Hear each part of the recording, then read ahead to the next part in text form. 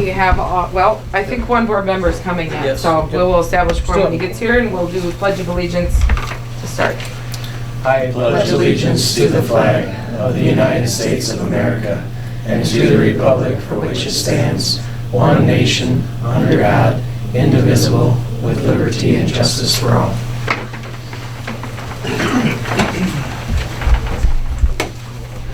All right, we will start with open forum and public input.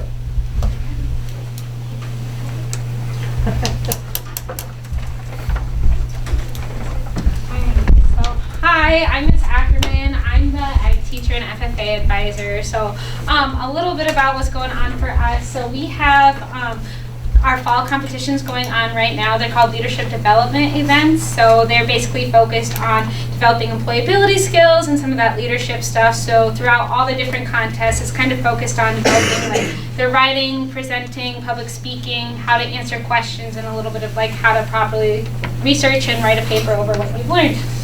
So here in Parkson, we have 11 members competing this fall. There's 2 employability skills, 2 in creed speaking, 1 in ag broadcasting, 1 in prepared public speaking, and these guys are all 8th graders participating in the Ag Issues Forum contest. So a little bit about what they have to do. They have to choose a topic related to agriculture, and they have to research it and learn a little bit about both sides. So part of their contest today, we had to submit their written paper, their research paper. They have developed a presentation and a script. And then part of it is presenting to groups of community members like this. So this will count for one of their competitions, one of their presentations for their competition when we go and compete at the district level next Monday in Mitchell.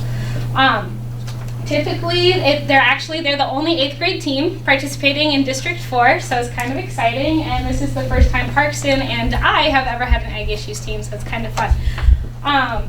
So basically, the topic they chose was debating the pros and cons of dairy products versus alternative products. So the script that they kind of developed, so to set the scene a little bit, they're pretending to be grocery store owners and employees, and they're trying to decide if they are going to sell dairy alternative products along their traditional milk and dairy products.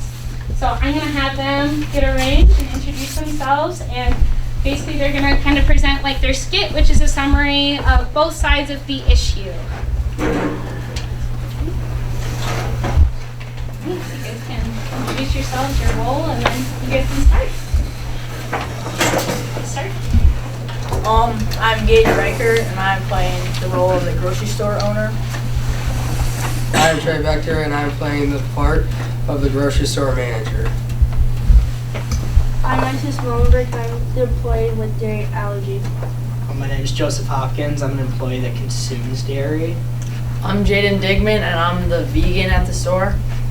I'm Alyssa Weiss, and I'm the employee that's also a dairy farmer.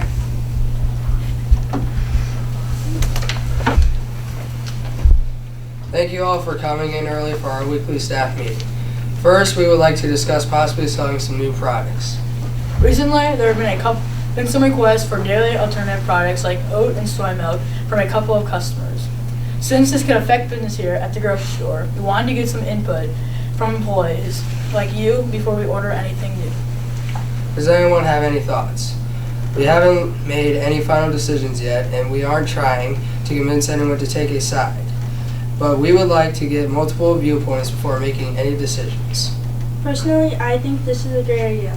I have a milk allergy, and since we don't carry the products here in the store, I have to drive all the way to Mitchell for Walmart to get non-dairy milk for my family. I'm sure I'm not the only one in Parkson area with dairy allergy who would appreciate being able to purchase these products closer to home. Whoa, does that mean we're going to stop purchasing and supplying dairy milk altogether? My family has milk with almost every meal, and we come in and buy multiple gallons every single week. Oh wow, I never thought that we were leaving out some people in our community before. Dairy is such a widely consumed product, we never stopped selling it, but now we're just considering adding something new. Well, it doesn't have to be a competition between dairy milk and non-dairy milks. I'm sure there are people in Parkson who need both. Just because you buy one thing doesn't mean you're taking it away from someone else. Personally, as a vegan, I do not support the dairy industry, but I just choose not to buy dairy products. I'm not sure what impact choosing to not purchase them really has in the grocery store or the people making the dairy products. Actually, that's not entirely true. It may not be a competition, but this is a whole industry full of employees who rely on money made from the sale of dairy products. I'm worried that purchasing less true dairy products could negatively impact our dairy farmers. My family operates a dairy farm and I work on it after I get done with my shifts here. My dad says that it's harder and harder to be a dairy farmer these days. Dairy farms are closing down left and right, and they need business and consumers to supply them by purchasing their milk now more than ever. Those are really good points. We are a community with a lot of dairy farms we love to purchase locally from. But I'm worried we won't be reaching all of our potential customers if we don't carry these products. I wonder what the other pros and cons are. Maybe the dairy industry getting smaller and less support is a good thing in the long run. Livestock plays a huge part in making climate change for worse today. Animal agriculture is responsible for 14.5% of climate change inputs. Cows eat a lot of food, and to digest this food they have to break it down with fermentation. This makes them produce gases like methane, and it has to be released from the body somehow. Climate change makes storms happen more frequently. The worse the climate change, the more severe the storms are. Climate change is also making it hotter, and it's melting the glaciers, making the water level go up, and it can directly harm animals and our human way of life. I think that we should stop using livestock and look for plant-based alternatives so we can lower their impact on climate change. Starting to supply non-dairy alternatives to the community sounds like a great start to me. But you can make the climate change argument about almost everything. What about humans, factory production, and the huge amount of other animals and cars on the planet? Actually, farmers and agriculture are working hard every day to make their dairy production practices more efficient and sustainable to lower their impact. Buying dairy products hardly makes an impact when you look at the big picture. 85.5% of climate change is still caused by factors other than animal agriculture. Thank you for those inputs. I never really thought about larger impacts on animal agriculture outside the grocery store before. What other thoughts do you all have? Honestly, I think true dairy milk just tastes better and it is more nutritious too. A lot of alternatives have aftertastes that can't be used to cook and bake the same things. I'm not sure that customers will want to purchase products that don't taste as good. Milk is actually considered a perfect source of nutrients because it contains all 6 essential nutrients. Dairy alternatives often have more added sugars to account for the aftertaste, which can cause lots of problems in the diet and oral health. Because there are less minerals, it can also lead to problems with the skeletal systems too. It may be a great tasting, healthy product, but it doesn't change the fact that some people just can't have it. According to the Asthma and Allergy Foundation of America, around 32 million people are affected by food allergies, and milk is the most common one. The market for dairy alternatives is expected to reach $52.58 billion by 2021. I think it would be a good start meeting the demand for these products now before our store falls behind. More great points. I wonder if there are any other differences between nutrition and cost too. Dairy alternative products seem so good for you. They tend to have less calories and contain more water content, making it better for hydration. They also have a lot of nutrients and vitamins for you to stay healthy. They may not have all the nutrients that dairy does, but you can get nutrients from other things you eat. They can just replace the nutrients you get from milk by replacing it with other foods in their diet like fruits and vegetables. But substituting a non-dairy milk for real dairy milk can lead to huge gaps in calcium and other key nutrients like protein in your diet. I want to make sure I'm staying healthy and getting the nutrients I need from food products. My kids are picky eaters, and it's great that they love dairy because I know that they are getting what they need. It's protein packed, which produces muscles and promotes bone development. That's true. The grocery store is responsible for providing the community with safe food. We also want to provide a variety of products for the people who need and want choices. But we have to make sure our business can make a profit. Milk produced by cows is cheaper and much more affordable for producers to make. Plant-based milk can be as much as double the price of regular milk. We at the grocery store need to make money too. And how much will we actually be making if we have to sell such an expensive product? I mean, last month the average price for a gallon of whole milk was $3.69 per gallon. and the cost of silk almond milk was $2.78 per half gallon. Honestly, it doesn't even seem fair to people who can't even consume dairy are forced to buy alternatives for higher prices. But honestly, having a dairy alternative is better than having nothing at all. Trust me, I missed it a lot over the years. I know I'm willing to pay for the higher price alternatives, and I'm sure I'm not the only one in the community. And it's not like dairy alternatives are total nutritional loss either. They may be lacking protein and some vitamins and minerals, but they actually are higher in fiber and antioxidant than dairy products. Those are necessary in the diet too. Wow, there are a lot of things to consider. I never knew there were so many opinions on dairy products before. Thank you for sharing your thoughts and all of this information today. Definitely. All right, everyone. Let's bring the staff meeting to a close. You have definitely given us a lot to think about, and we'll let you know what we decide at our next staff meeting. Have a great rest of your day.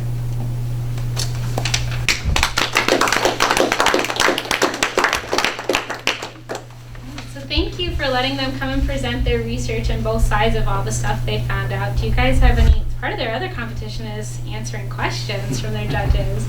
So do you guys have any questions or about anything they learned or anything? It's okay if you guys don't need input. Okay, farmers. Mr. Roll. All right. Well, thank you so much for letting us come in. He has a question. So do you think people are making a choice between plant-based milk and dairy production milk if it's higher priced?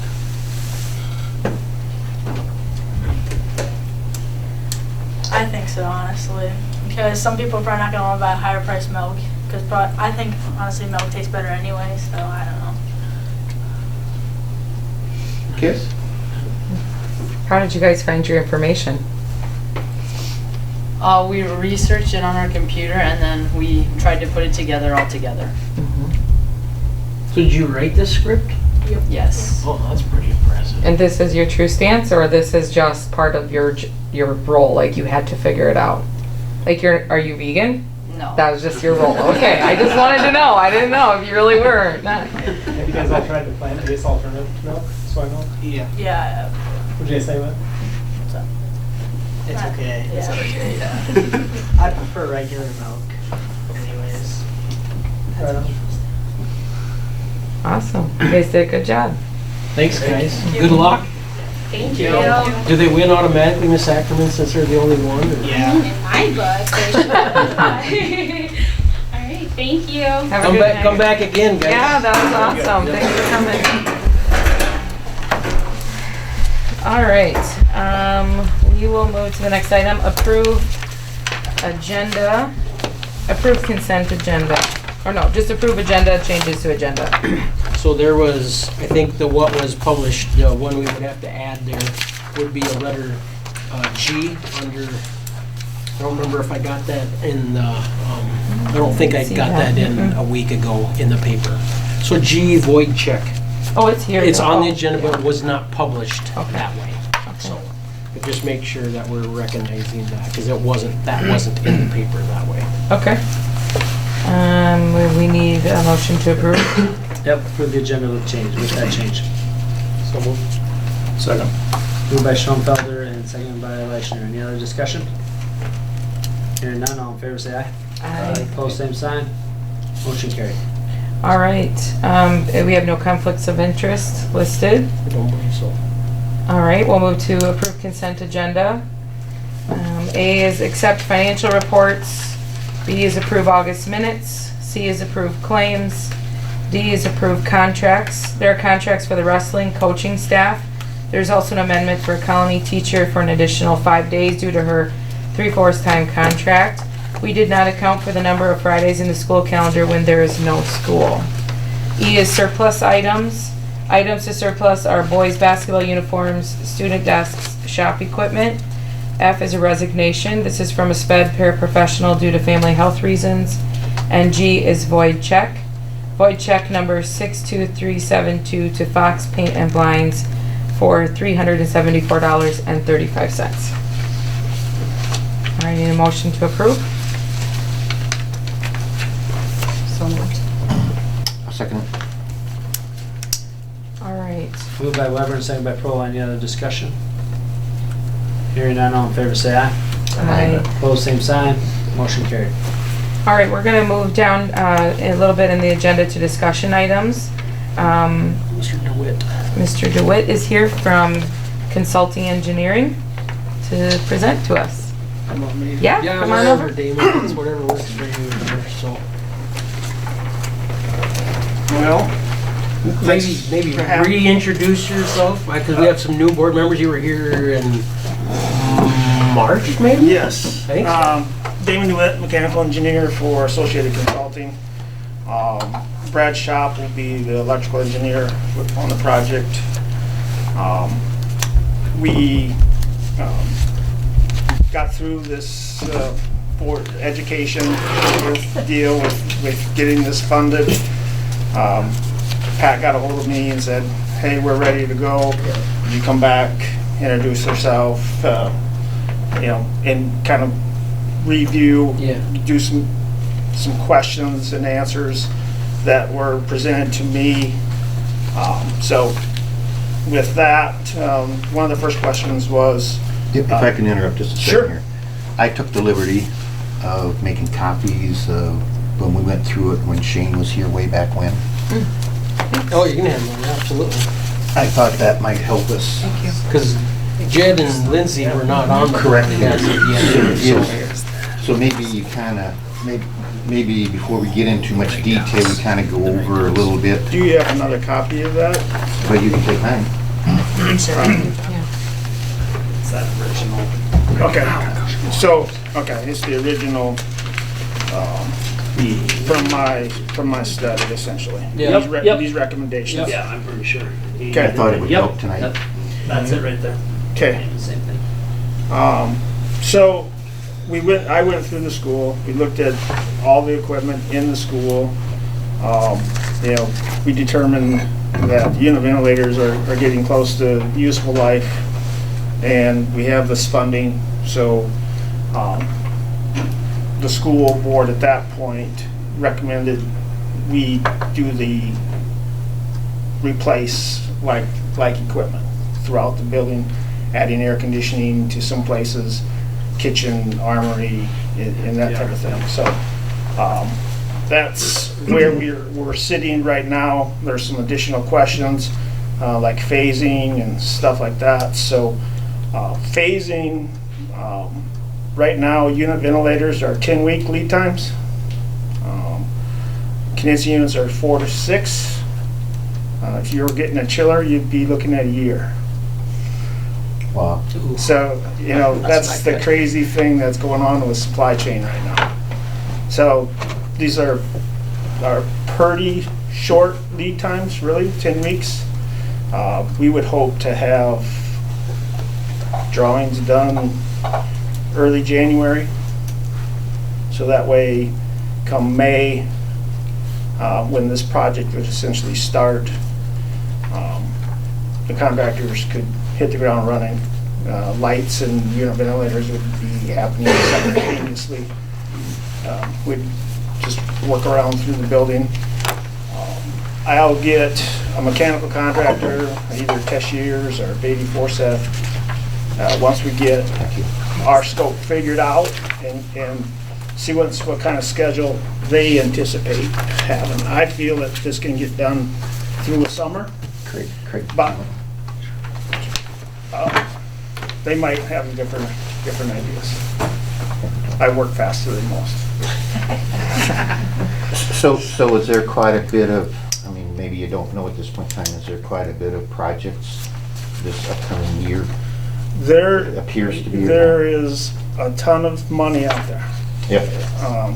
And people are, that's why this whole thing is, right. People are grabbing but contractors are still bidding work reasonably. A little hungry? Yes. I don't see that you're paying a huge premium over what, material costs we don't have control of, but right. Contractors and stuff are pretty stable.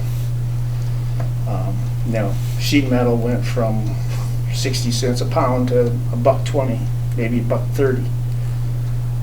It's over double in 18 months. So that part, is kind of up in the air. We are paying more for product right now, and I don't see it going back down real quick.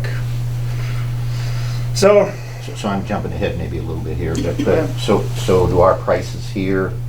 You'd probably see a 5 to 10% increase on those numbers right now. Okay. Yeah. There's no way to predict that in the future either, Damon. When we get to that point, drawings are done, you release that, I mean, we go through, the shop drawing, so to speak, is done in January, so you go through a procurement process, bid it, have those people bid it. I mean, you're still not even gonna know, John, where at what point in time, if metal's still gonna be where it's at, or what are the supply chain Typically, issues that are. the contractors can typically get suppliers to hold their numbers. Okay. General construction, good luck. Bar joists are a year out. Sure. You got to write a purchase order and get them in the docket, immediately. So that wouldn't necessarily apply to all the unit ventilators, whatever unit they decide on the outside, whether that's AC or heat pump, whichever way they go with that, or even the lighting manufacturing of, I don't know how much money's how much metal's as soon actually as in you that sign the stuff. contract with the contractor, they would order their equipment. Sure. I mean, that's how fast this would go, because May is just around the corner. So you and I, when Craig and you and I met, you talked about lead times on that stuff. So say it gets to that point, the storage of product as it comes. Speak to that just a little bit, because are we responsible for the warehouse that stuff to some degree? The contractors would be responsible for that, but 10 weeks is 2.5 months. So it's not, you got 2 weeks of shop drawing process, contract shop drawings. So we're going to be pretty close to May. That stuff will show up, and then you don't have space for it. Semi, containers. They will provide. Yes. The vendor will Yes. provide. I mean, it'll show up, drop off, and it's full of unit You ventilator. would not touch any of the product. You would not be responsible for it. And contractors will be.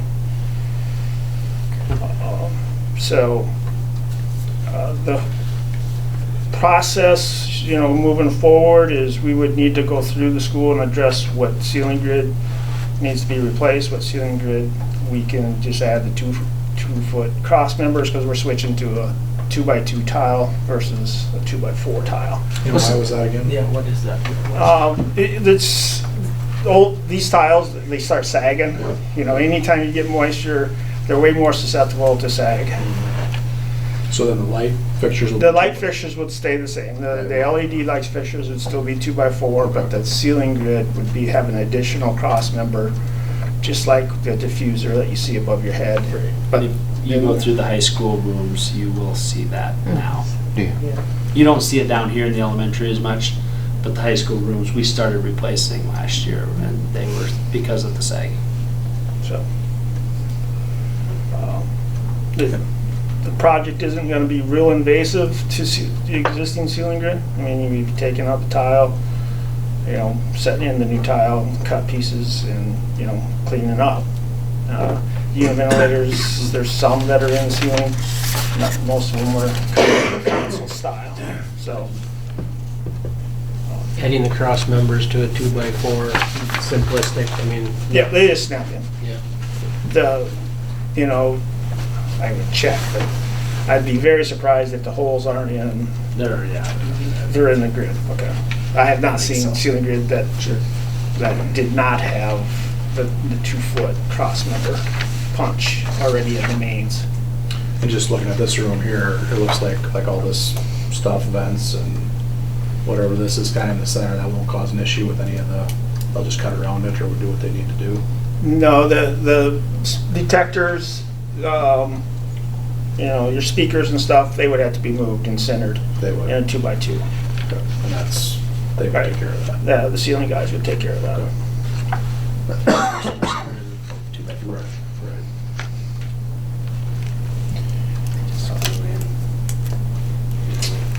So that's kind of the phasing part. The next question that was kind of put to us to research was heat pumps versus standard condensing units. Heat pumps, as your outdoor temperature goes from 45 down to 0, your heat pump loses efficiency. So right now,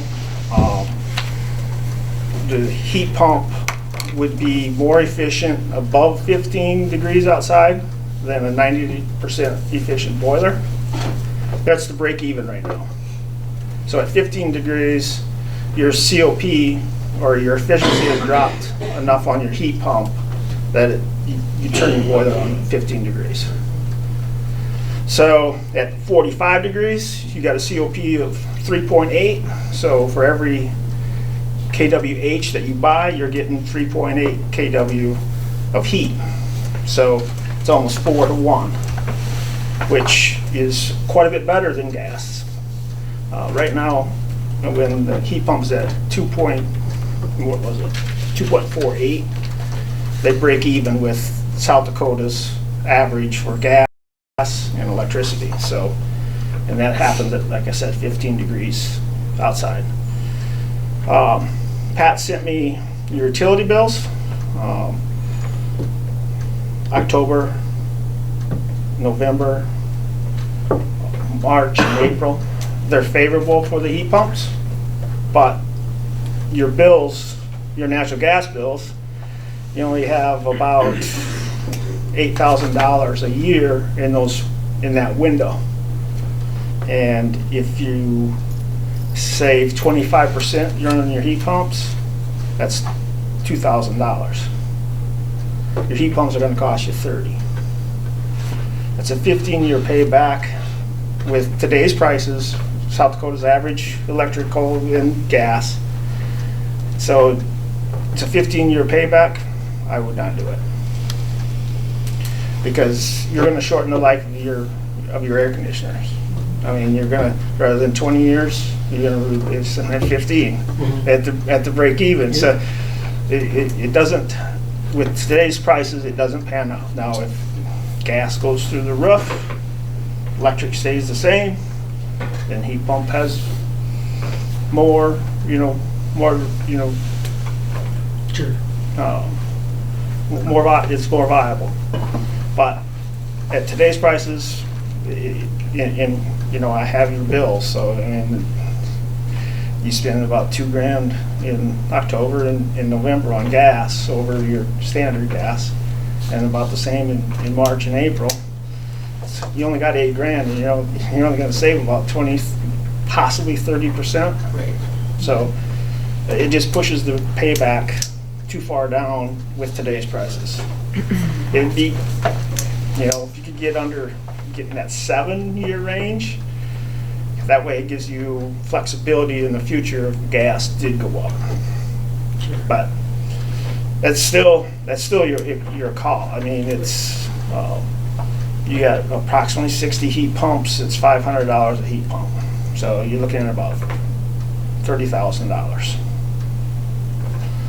which is $30,000. What's the standalone AC unit, Damon? Is that 4? I mean, so if the heat pump is 5, or your duplicity standalone AC unit, that's $400 a unit. I mean, what do you?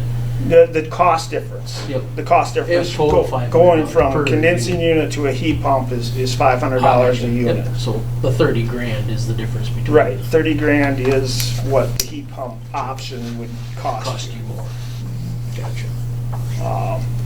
Now, since we're doing the front end documents, it's pretty straightforward. We could do it as an alternate if you wanted to look at the numbers. Sure. It's very simple alternate. We just select this model versus that one. There. Does the brand name is that dictated by who gets, who they would choose as the overall bidder? So, like, I mean, I'm just talking about, tell me brand names. I mean, I got Well, Brian in my head, I got Lennox, Coleman in my Train. head, Lennox Train, I mean, Yeah, Dyken, we would select one for basis of design.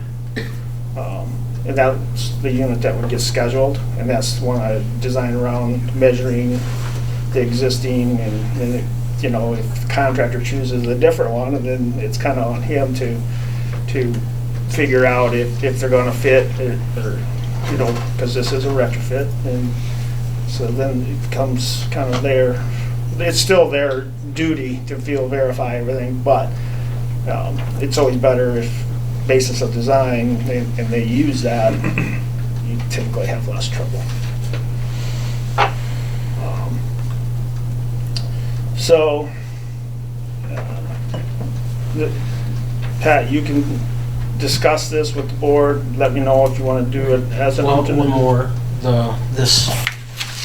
Oh, yeah. I was just Sorry, maybe you were summing gonna up speak to that, sorry. Yes, I was just summarizing the heat pump The heat, option. yeah, sure. When's the drop dead date on that, Damon? I mean, when do you want to know? I mean, do we need to have this decision at this board meeting tonight, or? No, You still got December? I mean, is that giving Yes. enough lead time yet to Yes. get done what you need to get done? And Yes. okay. Yeah, are we to that? I was just gonna. Our next board meeting, I believe, is December 13th, if I recall. I would guess it's later. I'll look here. Since this is as early as it possibly can, usually the next one's a little later. Yep, the 13th. Okay. So yes, bipolar ionization. I reached out to a vendor. They went through every piece of Sioux Falls equipment in about, I think it was about 4 weeks. They installed it in all the existing equipment in Sioux Falls. Sioux Falls Public Schools. Sioux Falls Public Schools. All of them. That's a lot. All of them. So they did a great job. You know, there's different discussions, ion versus UV versus you know, how effective it is. You know, is the kid coughing on the kid next to him have way more transmission than you know, that verdict is out. No one really knows. But this here, they're easy to install. It's relatively, well, cost effective, I guess, it's $1,000 a unit ventilator. Would probably be about $3,000 for like each of your armory units and your multi, 3 to 4, somewhere in there. So a typical classroom's about $1,000. $1,000. And then something bigger like multi-purpose or armory, you're talking Yes. a little bit different, or sized product's gonna be a little more. Correct. Okay. So you're looking at about 60,000 for that. I mean, if we got 60 of them, right? Yes.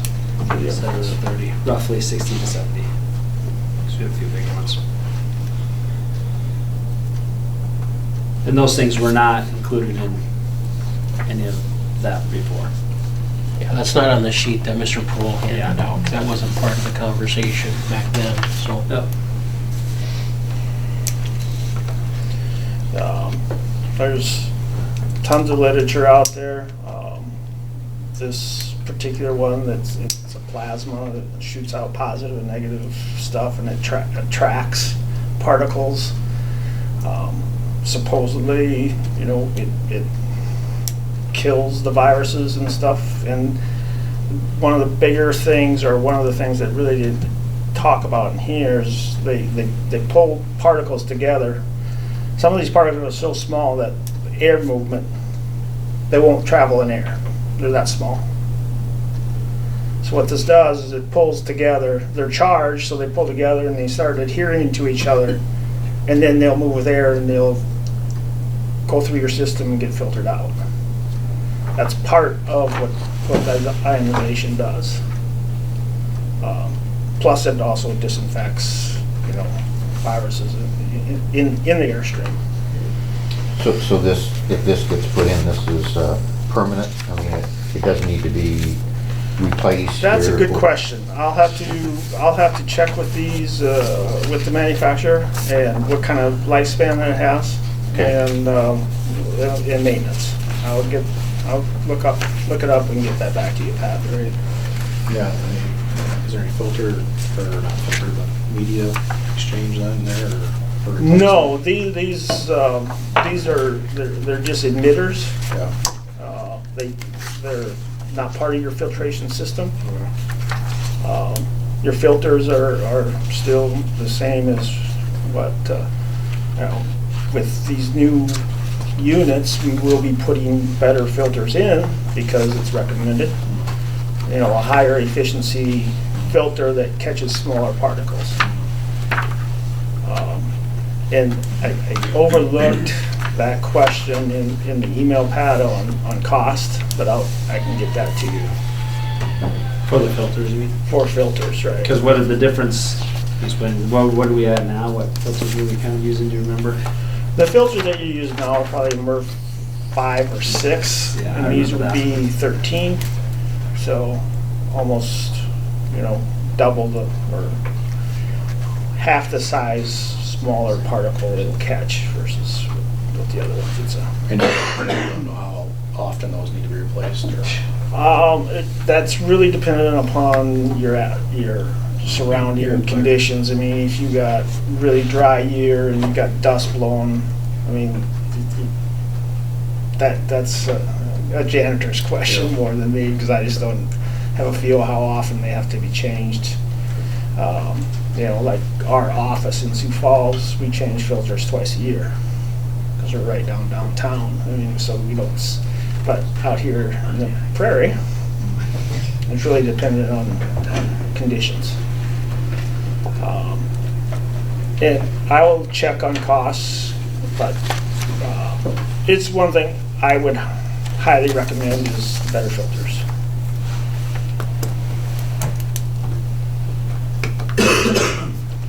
So did you say, I'm sorry, if you said it, the total amount it would be to complete the whole building with this? Roughly, if you have 60 unit ventilators, it'd be 60,000 for the unit ventilators, and then your armory and the other, probably another 20. So 80. in that 80,000 range. With those filters, David, do you know what size they would be? Like, is it all depending on the unit ventilators that we have? Right. Right. So basically, what we have now, It'd be very size-wise, It'd be very that they put in there, is still going to be the same. Correct. Because you gotta fill the hole that's existing that's what I- in your classrooms. So your unit ventilator, or unit ventilator that you get new is gonna go in that hole that currently exists in the classroom. Right. We're going to reuse your exterior louvers. Yep. And they're typically 10 by 48, unit ventilator style filter. Sure. And They don't typically span the whole length of the unit ventilator. I mean, they're a little Typically bit smaller not. than the You're cabinet. in cabinets, Right. so they span the length of what your fan section Sure, is. yeah, yep. If you look into your unit ventilator, Right. that's typically about 4 12-inch fan or 10-inch fans in a unit ventilator. Sure. Little squirrel cages. Yeah.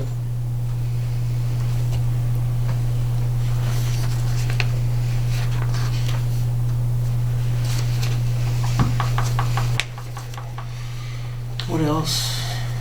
Board members. There was some talk of the ducting in the armory. Oh, yes. Yes, I don't see the need to replace it. We have uninsulated ductwork in about every gymnasium that we do, and that's a lot of them. One thing I'll warn you on is if you have overhead doors like you have, and it's very humid outside and you leave that open for any amount of time, your ductwork's going to be sweaty. But if you keep your space conditioned, it's not an issue. What about painting the ones we have? Because the paint is falling off some of them. in the big gym especially. That blue that, I mean, a ball hits it, a kickball now, and we'll have blue paint on the floor. So would that be something we could have them do, or would we have to have another company? My recommendation would be you hire somebody to sandblast it with dry ice and leave it galvanized. We don't paint gym ductwork anymore. Gymnasiums. Yep. It's just been a maintenance nightmare. So we just have to price out what the cost of that would be compared to what the cost would be putting in a duct sock. Right? Now, what if you took it all down and put a duct sock in there? Would that be cheaper than sandblasting? I don't know. Off the top I of know your we're head. doing That's what we gotta look at. We're doing a project at Roosevelt in Washington, and Jeff Kreider, the facility manager, is going to sandblast it with CO2, dry ice. Why that? I'm curious. I've never heard So of it doesn't get in. So it's gone. You know, all you gotta do is sweep up So the we're paint. not cleaning up a mess or what? Well, you're gonna clean up the paint, But you don't have to pick up the sand. Sand doesn't get in the cracks, in everywhere. Well, I hadn't heard of it either until a couple years ago when they mentioned it. And then you never have to redo anything with it? No, then you just leave it to galvanize. Right, but I mean, there's nothing ever maintenance after that at all, ever? No. Where with the fabric, color, dirt, dust, dirt, it builds up, and so there could be some maintenance with fabric. So do the board have to make that decision on staying with that ductwork, and if they want to clean it up or paint it or get it back to galvanized versus the duct sock? I mean, you make that decision prior, or is that part of the specs that you draw up? No, you would need to get a quote and make that decision. Okay. Prior. On the sock part. Yeah. Or whether you're going to leave it or you're going to get a duct, one or the other. Could you do an add-on to the project of replacing it out and putting the sock in as a alternative or add-on, whichever way you'd call it? Yeah, I guess. But we wouldn't know until it might be. I would find out what the quote is, and then I can get you an estimate of what the sock would be. What the sock would be, and make that decision. Okay. And then we put that decision in the documents. Sure. And, yeah. Yep. It's always, I don't mind alternates. It's always better that you don't have a long list. I don't like them.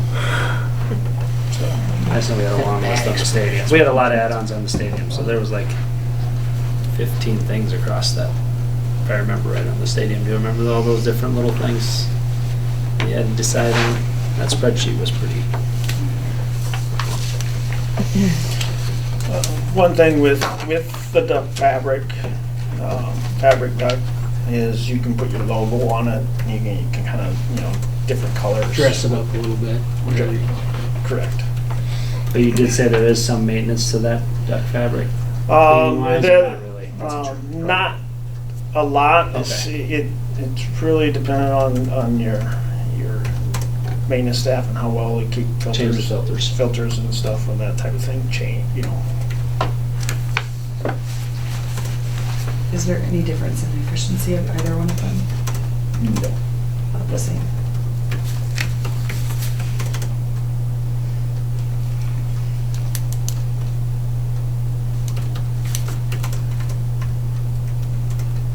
What else, guys?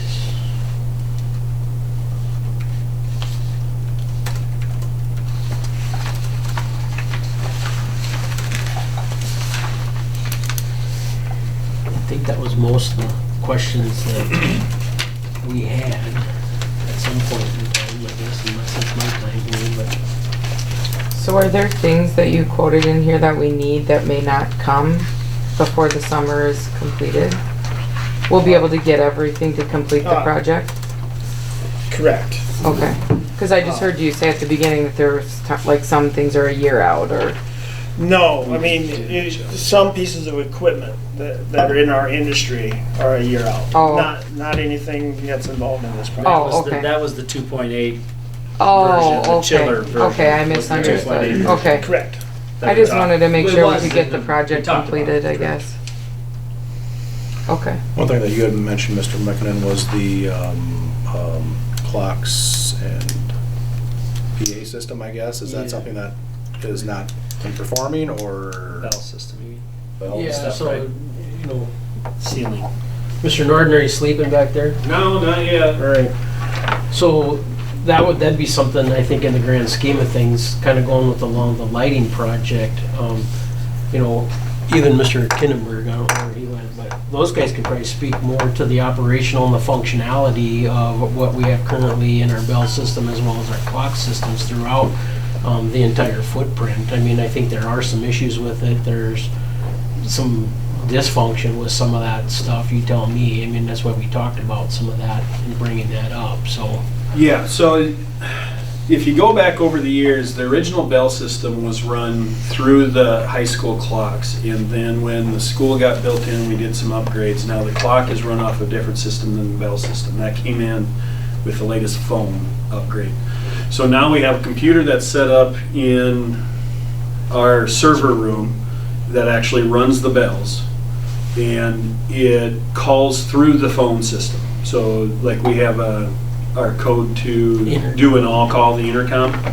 That's basically how it works. It goes through that. And then we also have speakers that run throughout the building that are supposed to also project both the all calls and all that. Some of those speakers are not working. Sometimes they work, sometimes they don't. So there's a short somewhere, excuse me, or something along those lines. Where it's at, I don't know. There's no schematics of how anything's drawn up. There's no... It's one of those things you could spend days searching and never find the actual culprit. You know, we've tried cleaning off different things and moving things around, but that's really where the problem's at, is it isn't working as a fully functional system. Is there somebody that services that, or is that just us? Not that we've been able to find. We've had Santel come in and look at it. They wanted to sell us a whole brand new system that was about triple the cost and half as effective. There are other companies that'll come in and put their own in, but since we are working through Avaya with the phones, the Bell system is a different system yet completely, and the speaker system is something that was put up back in 1992. There's really nothing that ties it all together. So I asked Damon your opinion on that. So that's kind of, I don't think it really has anything to do with what you're here for, but I think the thought process is if we're in the middle of this and we're gonna maybe do some restructuring in our tiles and our ceilings and things like that, I mean, would it be an opportune time for us to go out and try to hook up with a vendor, advertise for bids to, you know, maybe take a harder look at trying to get a systemic approach to bells, you know, timing, things like that? I mean, it's probably not in the bid, is it? Yes? No. Yeah, okay. No, none of the clocks are any of the, you know. I mean, that's our problem alone if we want to do that, Right. essentially. But timing, since all the ceiling's gonna be tore Correct. out, wouldn't be bad. So is all the ceiling gonna be tore out all at once, or will you do it room by room? I would assume that they would come in and whoever the ventilation contractor is, he'll hire a acoustical ceiling guy and they'll take all the ceiling tile out. They'll probably wait to put in the 2x2s until the lights and stuff are changed out, but they essentially will put it right back in as soon as the lights go in and, you know, start setting tile. So it would be a opportune time for a person that's stringing wire Sure. to do it at that point in time. I had a question there when you just thought of that.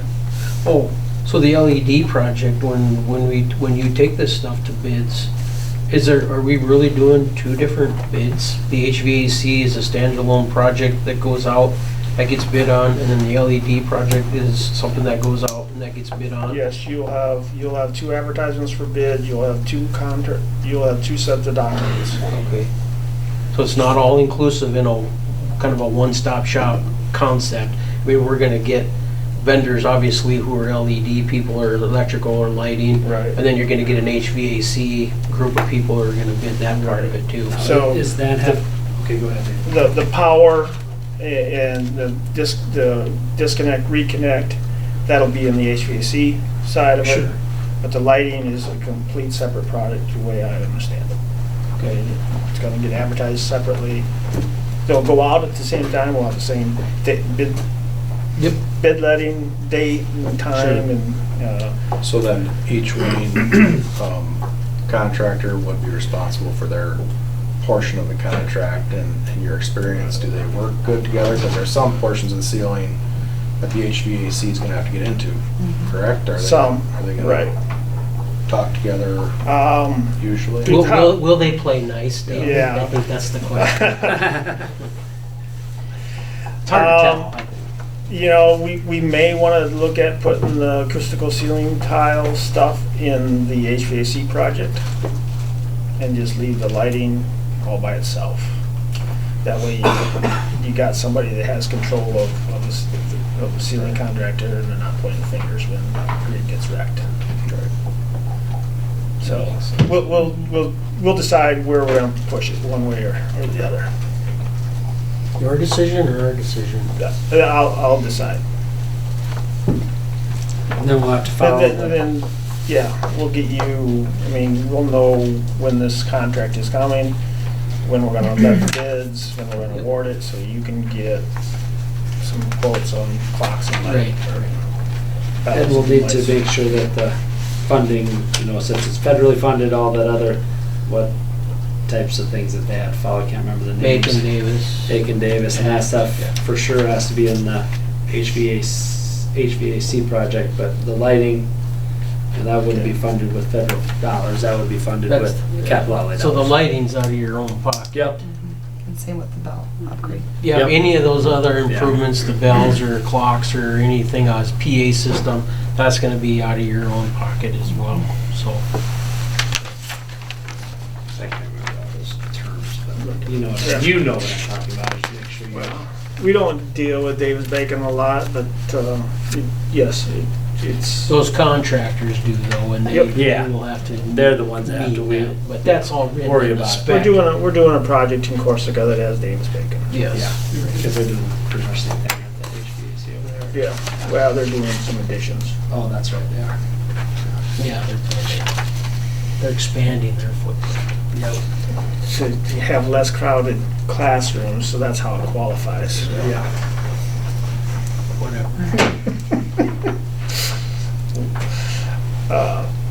One other thing that was on that email, Pat, was insulation, envelope insulation. I guess I'm taken back on that. I don't know what that Spraying the is. ceiling when we had the tiles down. Oh, yes. Right? Yeah, I mean, that there again, I think that's a standalone concept. So basically, we had some water issues over down in the high school and in a couple different hallways. I think that they've tried to address.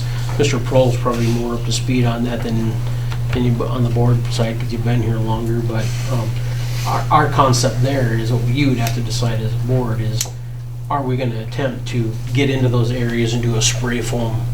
I mean, we're going to try to do the entirety of where those wings are leaking to see if we can shore that up, or, I mean, I think that's a standalone, Damon, that we're gonna have to decide. But there again, if the ceiling is down or whatever, I mean, we're gonna make it more accessible for a guy to come in and do that. That's something that we would have to get bids on too. And that'd be more of, I think, a square footage type of approach. Here's the square footage that we'd have to spray, and here's what it's gonna cost. So. But it might cost less if the ceiling's already out. It would make it, yeah, it might make it more palatable for a guy to come in. Then again, that's another thing to. Another thing we have coordinated. Coordinated. Yeah, it's not really gonna be the ceiling out. I mean, the ceiling probably at that point is more fragile than with tiles in. I mean, the grid pattern portion isn't very rigid. I mean, you can get damaged pretty easily, I imagine. Yeah. Yeah, I mean, but if you're gonna have less damage, to your overall system, if all your tiles out, and before they start doing any of the, laying back. We just had a lot of issues with the roof that we can't get solved. Right, John?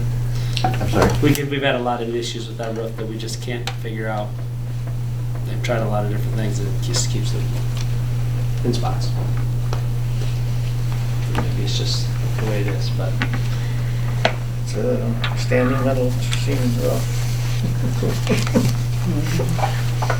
Anything else for Mr. DeWitt with respect to the HVAC or the lighting project? I think we've got most of the questions answered. I think we feel pretty good about.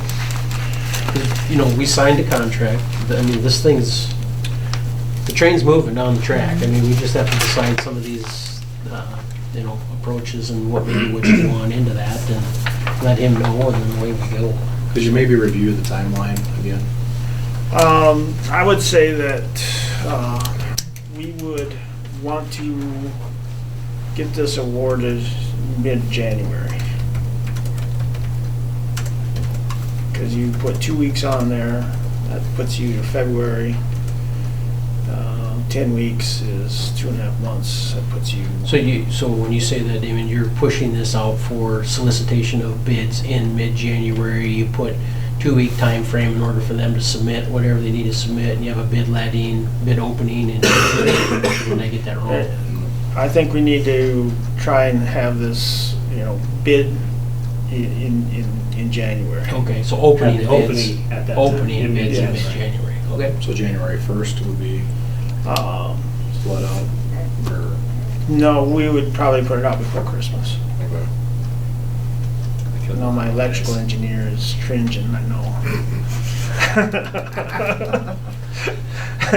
Yeah, it seems like we're cutting it thin here, but that's, if you say that that's doable on your end, I mean, that's your But like I responsibility. said, I mean, there's another entity involved in this. I mean, I would not be afraid to say I can get it done, but they're incredibly busy, and we lost one of our electrical partners last year, so Sure. not replaced yet. So So with that being said, then you think we could, when school's out, they could start work? Is what you're yes, saying? that's the goal, is to have the 10-week lead time for equipment so that they have it middle of May. Okay. When do you get out of school? May 17th, 19th, somewhere in that range. Mr. Norton? Yep, When's the last day of school, you guys recall? 19th of May? May. So, I believe so. So in order to do that, we need to get our decisions to you by next month yes, or earlier. yes. Sooner would be probably more appreciated, maybe, I don't know. But my comment to that, you guys, is if there's a necessity, I mean, if we need to call a special board meeting, if we're not comfortable, you guys aren't comfortable making those decisions, if 2 weeks from now we have to, they want to think about it a little bit or do whatever, or you don't like the conversation or want to go further, I mean, you certainly can have a special meeting, and that's the only item on the agenda, is make a decision if they need to. That's what I was just gonna ask, what do you need? Really, the specific only questions? decisions are the heat pumps and the ionizations, and if we Essentially. were to do it with those both as alternatives, Alternate, yeah. or alternates, that's really all there. And just because we put them as an alternate doesn't mean we're doing them, and we can decide at the bid opening, Correct. right? Yep. And either of those wouldn't be really big ask for an alternate, would it? I mean, No. just selecting a different equipment. Correct. And this comes out of the government money that we got, right? Yeah. Or your ARP money, your Because if it comes in at the low, I mean, N2. I mean, we know it's not by coming in at the low, but I mean, when you said 5 to 10%, that's, I did it 600,000, 120,000. You know, you had a difference of already 60 built in. Might only be, Yeah. who knows, Yes. but still. Can we make the decision tonight? You, What do you guys think? Well, like Craig said, I mean, you might as well, in my opinion, I mean. And with alternates, and you see when the numbers fall. somebody will have to make a formal motion with a second, I mean, it's not on an action item per se, but does not mean it's a discussion item that Craig, correct me if I'm wrong, that you can take that notion and make it into a motion and approve it, even though it's not listed as an action item. You're in the discussion, you want to make that decision, you're well within your right in order to do that. So I can make a motion? Somebody's going to need to. What would the motion be, just to? Add it as an alternative on Essentially, well, give me a second here. A motion for Associated Consulting Engineering to advertise HVAC project with bipolar ionization and heat pumps. Alternatives. As alternatives to the project. I'm sure there's some other words. These alternates would be an add alternate to the contract. Right. And not a deduct, because I'm not gonna put them in base bid. We will. Yeah. We'll add alternate. So if we want ionization, yeah, This is what it's gonna cost. So it's gonna cost. Is that gonna cause our pricing, that the contractor would come in as bidding it? Would that affect any pricing, do you think? No, if you're considering it, you want this on bid day. Yeah. And you don't wanna negotiate this after the fact. No, but I just mean like, No. they are, I mean, just because, like, let's say the heat pump thing, if it's really gonna be 15 years, I mean, is putting that in as an alternate gonna cause how they bid it No. to change? Okay. No. No, they'll get two quotes from the manufacturers. This model and this model. And they just take the difference and they put it in as an add alternate. There's no additional labor. It's just the upfront cost. I don't think you're asking Craig if that's gonna put them, if they're gonna get a little sideways about doing that. Yeah. And therefore they're gonna. These are simple. These are simple. Okay. And the ionization is, they'll get 3 or 4 quotes. Each contractor will get 3 or 4 quotes from this guy, and one from another guy, and one from another guy, and here it is to do it. They're not even gonna touch it. The contractor that's doing the change out. So I'm kind of a math guy. So if we have this front page here, so are we with ESSER 2 and ESSER 3, are we still looking close to 1.6 million? As far as money available? Yes. Yeah. And that was one of my questions. I was gonna maybe, Pat, you've probably got it in your head, Craig, but I would like to maybe see a spreadsheet of what we've got left. That's where I'm coming Yeah, from. right here. So we have I can show you that. three I don't- was, Esther's 3 was, correct me Craig, but 1.4. That's why I gotta get the spreadsheet out. That's been a while since we've looked at these. That's what it shows here, Mr. 1.4, right? And then Esther's 2 was a better part of that's 647,000. Yeah. So that money has not been, that is still real, it's true numbers. So that hasn't changed in any way, shape, or form from the government. Okay. As far as what's available to us. Now, keep in mind, one of the things that's gonna come, that we're gonna have to address in there, is this 20% of allocation of dollars in ESSER's 3 for learning loss. I see that. Yeah. Oh, and you've got. And that's where in our ARP plan, we have that carved out. Add Now, 1.246 is that coming out of the already built in. totality? Essentially, you're looking at, you add those two numbers together, you're at 2 million. So if we have to take 400,000, well, actually, only 271,000 would cover our 20% of learning loss. So you have to keep hold of, let's just say 280. We have to make sure 280 of it stays, and we have to address learning loss with that 280.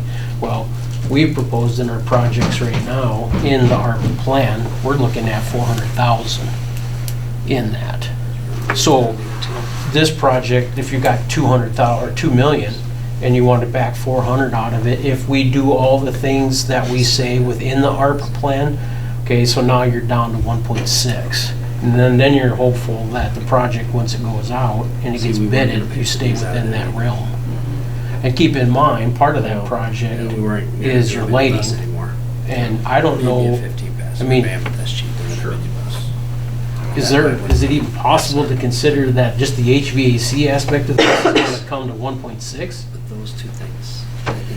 I would have to add the number. Yeah.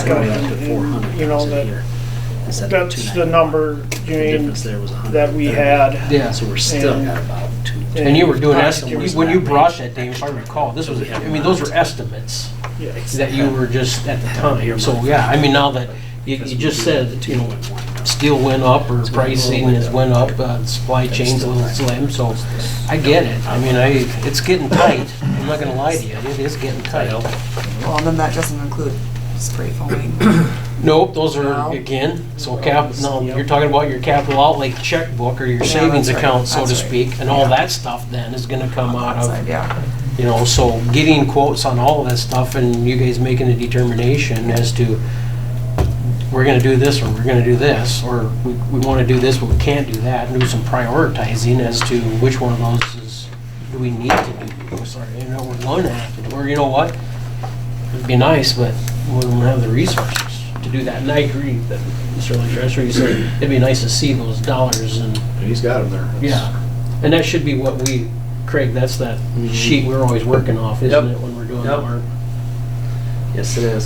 So, is there any way you can capture that Excel spreadsheet and send that via email to these guys so they can look at it? We'll get we gotta do a little fine tuning with the summer programs, but remember we had the minibus and the ACE engineering fees included in there too, but we weren't gonna do out of ESSER, we were gonna do the engineering fees out of capital outlay. But, I mean, we're still. But our programming though for ARP, you and I sat down, remember that when she kicked it back to me, you and I went through that pretty tight. I know, yep. So, I mean, if that takes a step back a little bit before you wanna, if you wanna see the spreadsheet, or if you're still My comfortable. numbers are pretty with- close, 2 to 2.25 we have left to earmark. Sure, yeah. Wasn't it about, is what I remember? Yeah. Because the 2.1 I have in here, but this included the 75 for that and a minibus, which we weren't gonna do anymore. Right. That's 130, so you add that 130 to the 221, now you're at 350. But yeah, you gotta take it away. Over here, we had 4, what did you say for hunting loss again? 4 what? Well, we had in the budget of 460,000. Yeah, and we were at 289 here, so that's about a wash. That's what I'm saying, that 130, you had 130 to 289, you're about pretty close. Right. You're over 400. So we might have 200 to 175 still left. And that was using the 2 point, or the. That was using the high end, the 1.246 number. the 1246. Yep, I had that built in. I had the high end built in originally. To me, the determining factor on the price point here is not so much about you're going to have those people. I think Damon, you said they're still hungry for work. They're working. I mean, they want work. I mean, but I don't know if price gouging is the right concept that pops into my head. I mean, they're not going to go. Yes, there's a lot of money out there. There's a lot of work out there too. I think you're going to get a competitive bid on it. The only thing that could play a determining factor there is even though you got lead times that are favorable to this project, you know, as far as price of steel and materials and things like that. I mean, that could be the one big thing that maybe has a financial impact. But I think you're going to get it's a good project. I think you're going to get the bigger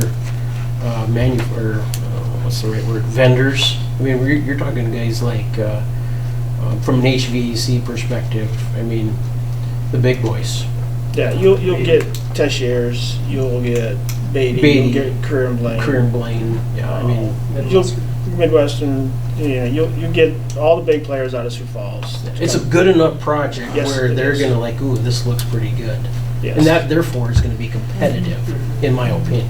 And they don't have to rely on getting a building to, you know, that's a New huge, structure. that's a huge thing right now, is when are we gonna have a building?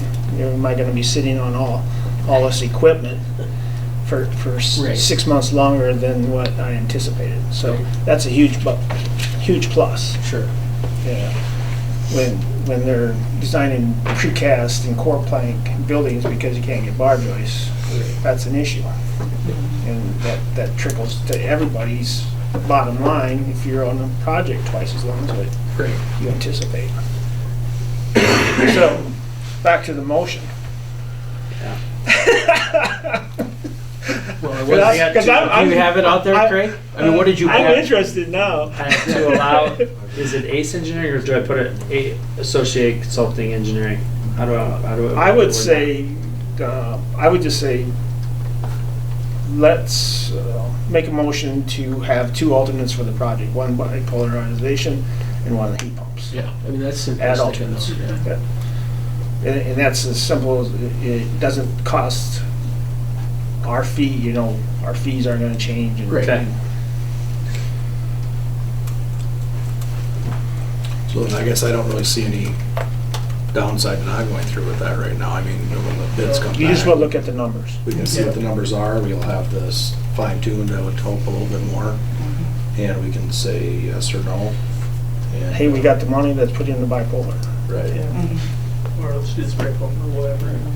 And we can, I mean, we'll get out and go with, I mean, I can talk to some vendors about that spray foam. We can get some numbers from, you know, automated building control systems. I mean, ABC, I think, could come in and take a look at our speaker system and their clocks and stuff like that. Yeah, and I'm and not even coordinate that, so. talking about any of that stuff right now, we're just talking about this here, the alternates. I mean, we can, definitely think we should keep going on that and see what it's gonna cost, but, for tonight, I guess I would, Yeah. I don't So see. I got to add heat pump and ionization as an add alternative to the HVAC project. Correct. Jill moved. Yep. I'll second. Seconded by Leishner. Any other discussion? Hearing none, all in favor say aye. Aye. Opposed, same sign. Motion carried. Thank you, sir. You're welcome. Thanks all, Thank and we'll you. be in Get touch. busy. Yes, I will. Don't have to wait till December now, right? No, I'll get ahold of you and schedule when we can come and get through the school. Okay. I'll probably, that same time, all I have right now is photos of your existing. Sure. So if we can Blueprints. round up blueprints. Yep. So I can scan them and then get them back to you. Yep. So I would say probably in a couple What of if it's in weeks. this yet? That's the size? Pardon? That big, the blueprint, that big. Yeah. If that's okay? Yeah. Yeah. Those are what we have back there. Yeah, That's my point. we'll scan, we can scan the- How do you scan that? through our scanner. What's a big scanner? Yeah, well, it's the same as our printer. It's a printer scanner. Got you. Plotter. Thanks, everyone. Thank you. Thank you so much. All right, we'll go back to number 8, information discussion staff reports from a high school principal.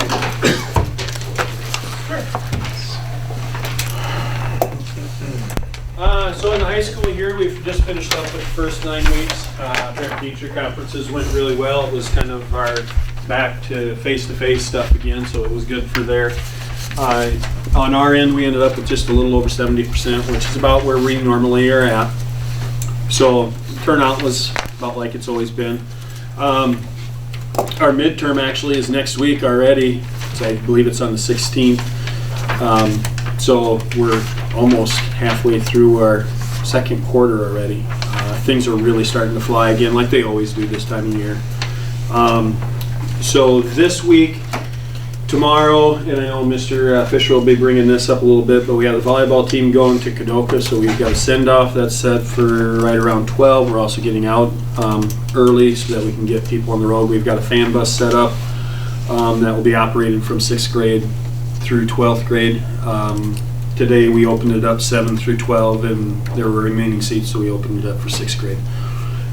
to also add in. So we'll get the total number there. Right now, I think I've got 23 712 that are going on there. I know there's a bunch of kids that are also driving up, but so we have that going. And then Thursday, we've got the Veterans Day program set up for 9 o'clock in the morning. We have a couple essay winners that will be speaking. We also have the band and choir that'll be playing for that, and that starts at 9 in the morning. Should be about 45 minutes to an hour, looking at the schedule. So that's kind of all I got for you. You know, once Thanksgiving gets done, we really go fast on that last run. So we're only 3 weeks away from Thanksgiving. As scary as that sounds. So you're up unless you guys got something else. Addressing the panels. Oh. Okay.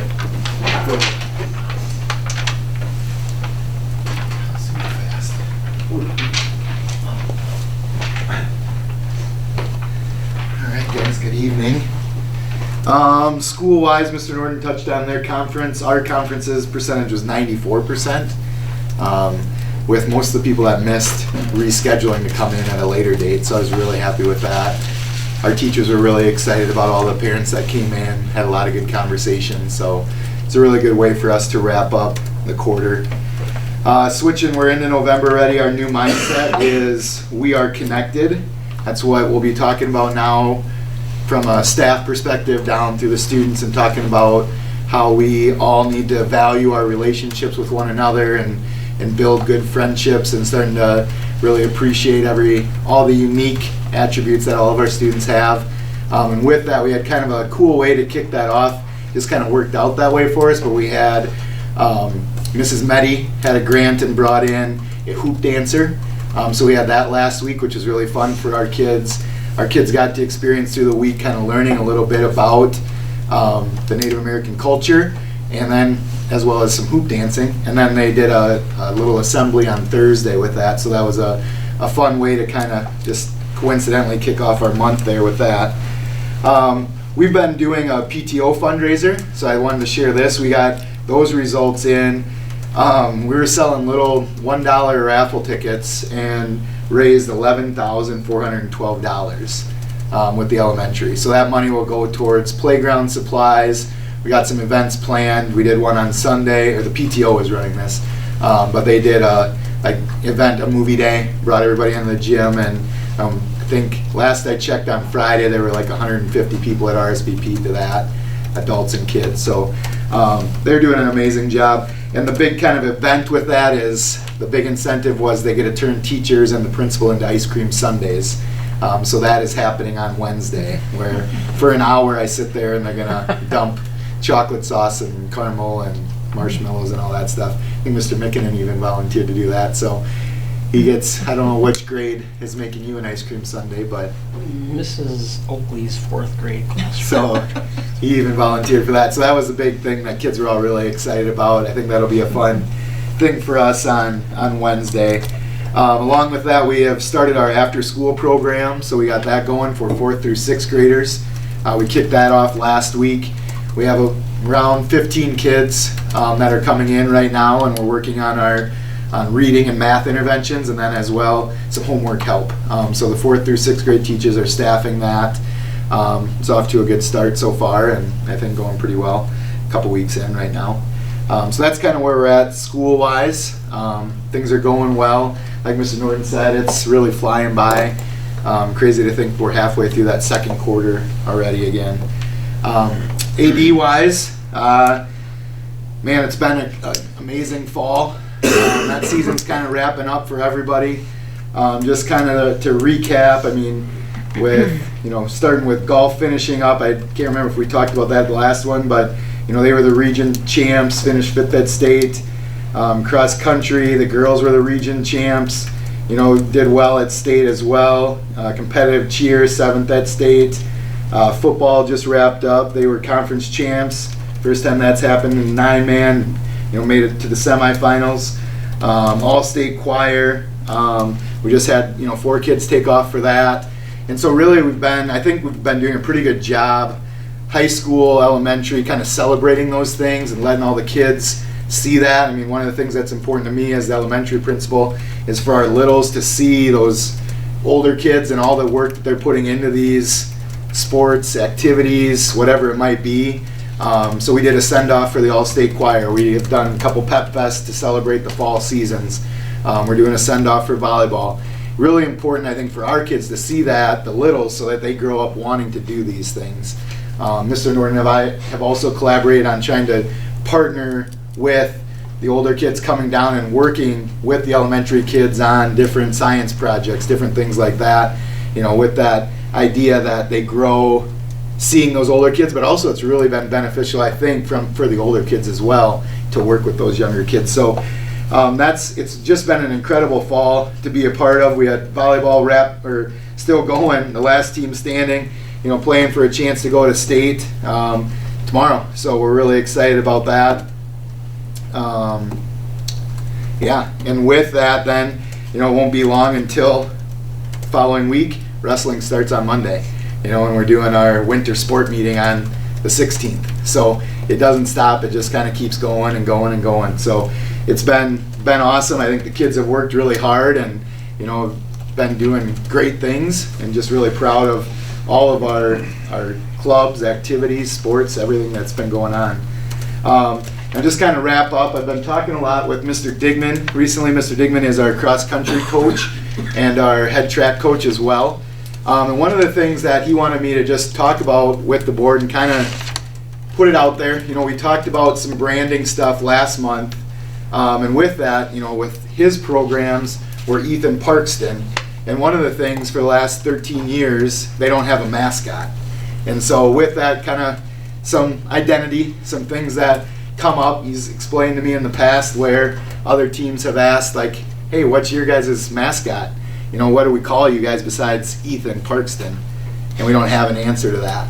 And so he would like to just kind of put that out there, wanted me to present to the board, you know, can we start to think about that? And I think probably the best way to do that is to probably poll the kids, you know, and if you guys would be in favor of looking something into that.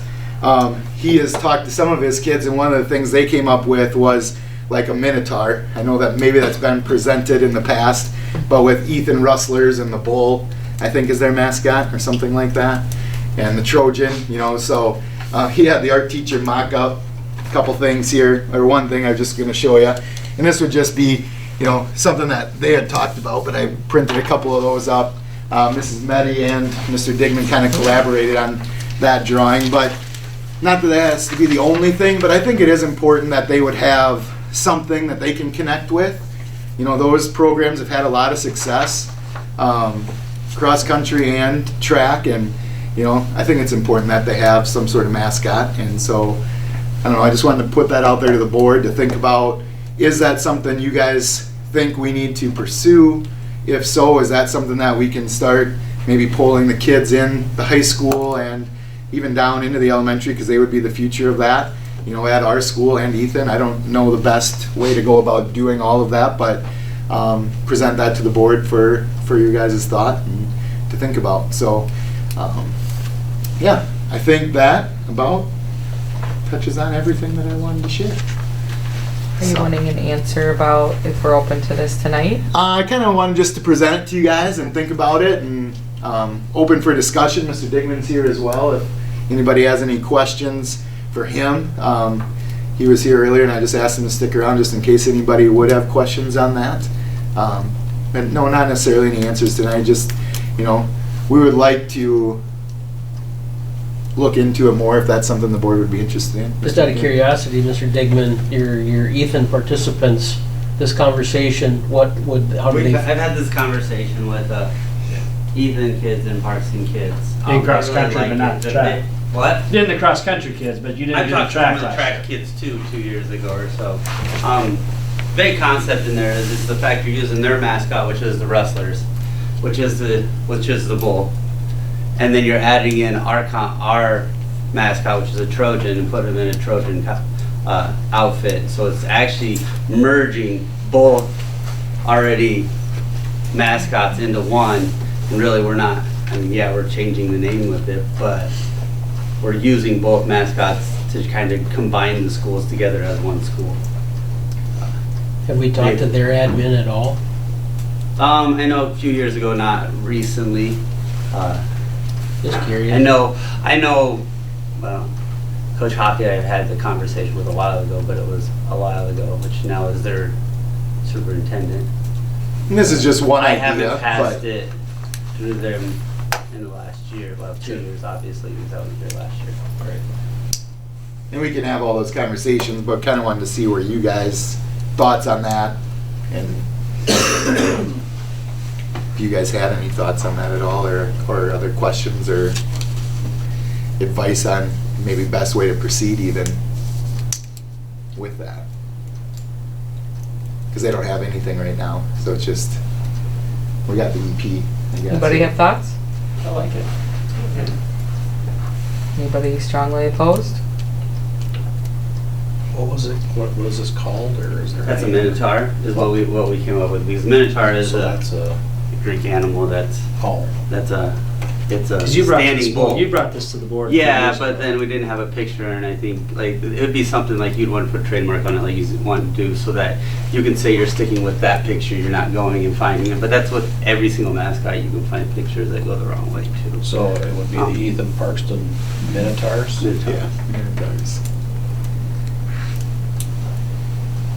It's not uncommon to get in cooperatives and have 2 or 3 different names Well, that's like Ethan is- associated. I mean, it's Ethan's the not- Seahawks and the Rustlers. The Seahawks is the football team, which is Bridgewater, Emory, Ethan. Right. And now the Minotaurs. And that would be what they're going for, but obviously they can't. No school is like gonna combine and use just one of the 2 schools' mascots. It's like the fact why we No, are a lot of times gold, they come up why with we're a new gold one. and blue is I wasn't here when this happened, but they're maroon and gold, we're blue and orange. So we probably took their gold, our blue, and we became blue and gold. And I know a lot of schools have done that, is they combine a color from each school to get their colors and then figure out a mascot. So, I'm not opposed to anything, if anybody else isn't. I can give you a little history. I'm not opposed to it either, because I get it, where you had 2 school systems come together. Prior board members had a little pushback on it, because they heard from the community here, and they were saying on the track, we got the track here, so they were trying to compare, you know, when you looked at what's being offered, we probably were offering more here than possibly the other school systems. So I'm just telling you. And there was people in the community were a little pushed back on it. And so I personally understand when you've got 2 different school systems coming together, they want a mascot, I get that. So, but I'm just saying that there's... I think you need to pull all the track kids and everybody from last year. Because we had over 100 track kids last year. yeah. I think you can move forward if you wanna talk to other people and, decide what you're, And talk to their school district. Yeah. Yeah. Whatever the next steps are, go Okay. ahead and. Collecting some information and Yeah. bring that back. How do you Yeah. spell that? It's MINO. I think it's TAUR, that's how I I would don't spell think it. there's an E in there. I have to type it in onto my phone. Until this year. Okay. So there's also, next week is American Education Week, right? Yes, correct, yeah. So we're gonna do you wanna talk about, or does somebody wanna talk about that, so that we put something in the paper, right? Cause we're doing something new this year. I just thought if the community wanted to know more about it, or, Yeah, well, Mrs. Wolf is kind of running with that. I don't Yeah. have, she sent out the agenda. She has a big plan for the whole week of, I think, are you coming in on Yeah. Monday to talk Yeah. a little bit? And each day is going to have a different kind of theme, and she has it really well planned out and kind of celebrating teachers. And she put in the paper the history of where that came from, and she's put a lot of time and effort into kind of organizing that. So yeah. I don't have the specifics on that in front of me, but What I thought was really interesting was that I didn't realize it was all of the people who work at the school. yeah. Right. So it's American Education Week, so it's anybody who works here, it's not just a teacher. Correct. So I learned a lot, like I read about the history of it, just because Yeah. I was like, what is this week about? Yeah. Because I thought it was Teachers Week, and so we were talking about that, just like, no, it's everyone. Yeah. So I thought that that was really important to point out, and that there's something in the paper. Yep. If She people put want to the read letters about together. that, and then there's something on Monday morning Yep, we're gonna do a little assembly and get everybody together and, yep, to start the week off. yeah, She does have some cool things planned. yeah, Thank yous and all sorts of stuff. yeah, That's yep. cool. Yeah, she's put a lot of thought into Mhm. it. Very good. Okay. Yep. Thank Okay, you. Thanks. One question quick, yeah. Yeah. Way different subject. How are our subs? How's that whole situation? It's been kind of a battle, honestly. High school and elementary both? I can't speak to the high school, but elementary, I mean, we're maxed out a lot. I mean, we're down to not having any subs. We're using everybody. We did get the recent resignation. It was a family issue, but that was putting a lot of stress on trying to cover that, so every day, which, we're happy to support, someone that needs that. But it put some strain on the sub. We have picked up one new sub, I know, in the elementary, that's been coming in. Oh, yeah, two. Yeah, Mr. Akery came in there. Yeah, so we picked up a couple new ones that really helps, and so going through, just with cold season and different things, and but holding steady now, I think. So, I don't know, high school wise. Pretty much same thing. The hardest part is when you have a partial day. Someone has to go for something or another, and it's half a day. It's hard to get a sub in, and that's where we end up covering. But I've only had to sit in classrooms a couple times, so things are going pretty good. We're able to make it work. Yeah. Are we still bus driving? Yeah. Mr. Brunings, guys. Can you even Morning believe they route. let him drive a bus? Oh my god. Oh my god. Wow. Do you wear a hat when you do it? No. Come I wear my glasses on. all night. We gotta get you a sweet hat.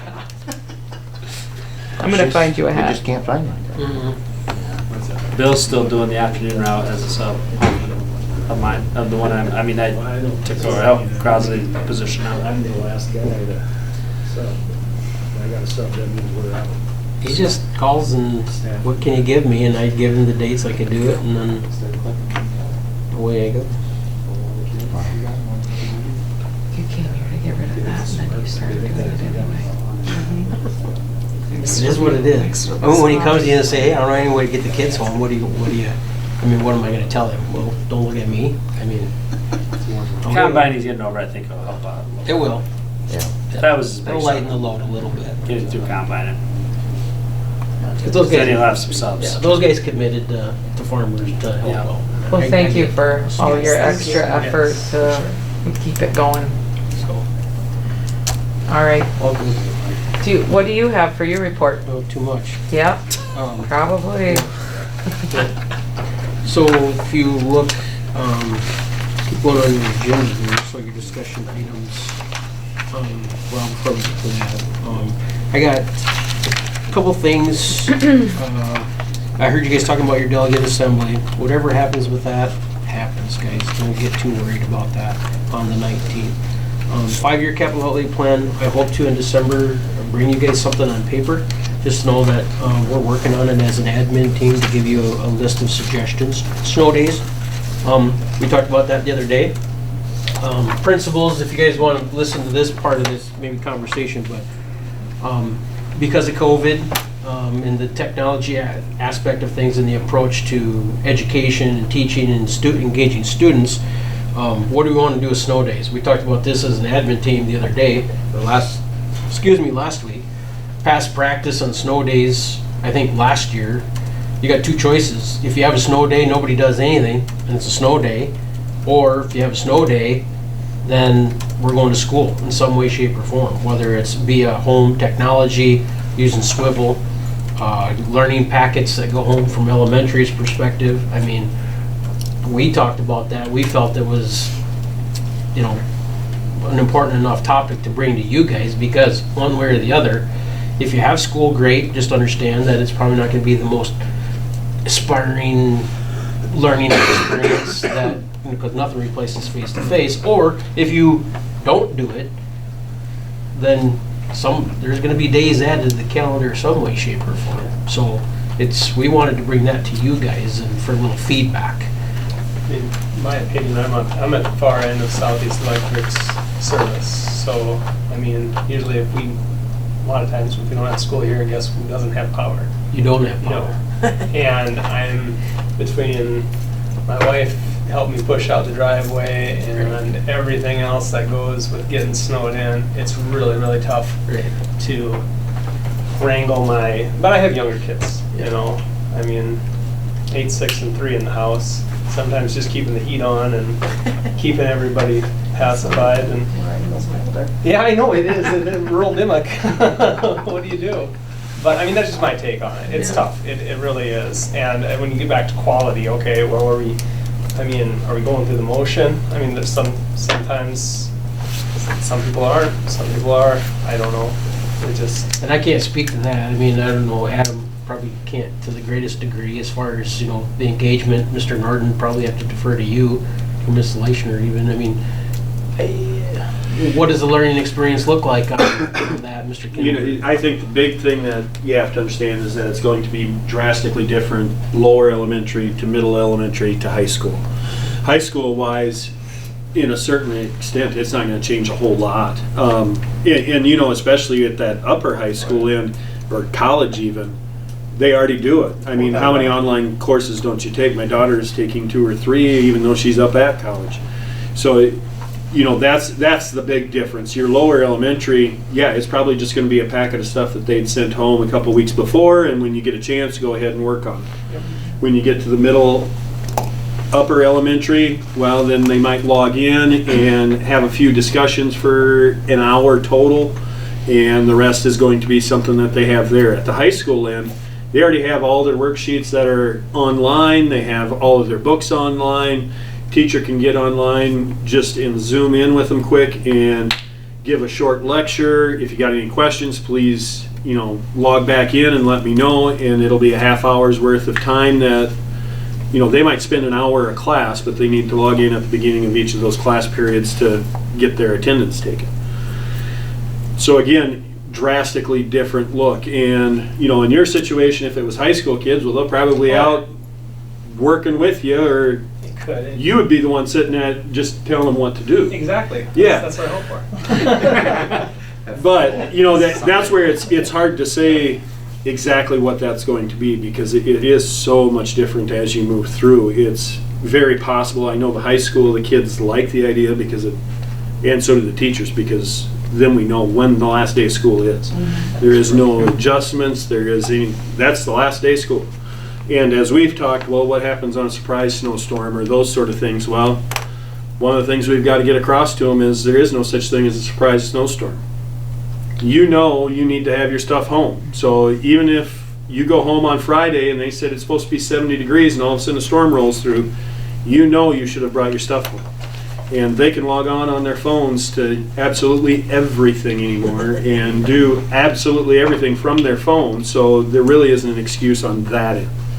Down here, slightly different, I would think, especially lower elementary, and there might just have to be some modifications you do. But, that's, I think, the best answer to the question. Well, and I think our question was systemically, I mean, is it, because you heard of 3 different scenarios and how it can impact them, I mean, are we going to make a systemic decision where a snow day is a snow day and nobody's going to school? Or a snow day happens, then there's an expectation that this grade span, this is what they do, and this grade span, this is what they do. I mean, being new here, I don't know that I have. When we purchased the stuff, that's kind of Mm-hmm. was the philosophy going forward, because they talked about also the quality of the May 20th day of education compared to the quality of the virtual at the time of.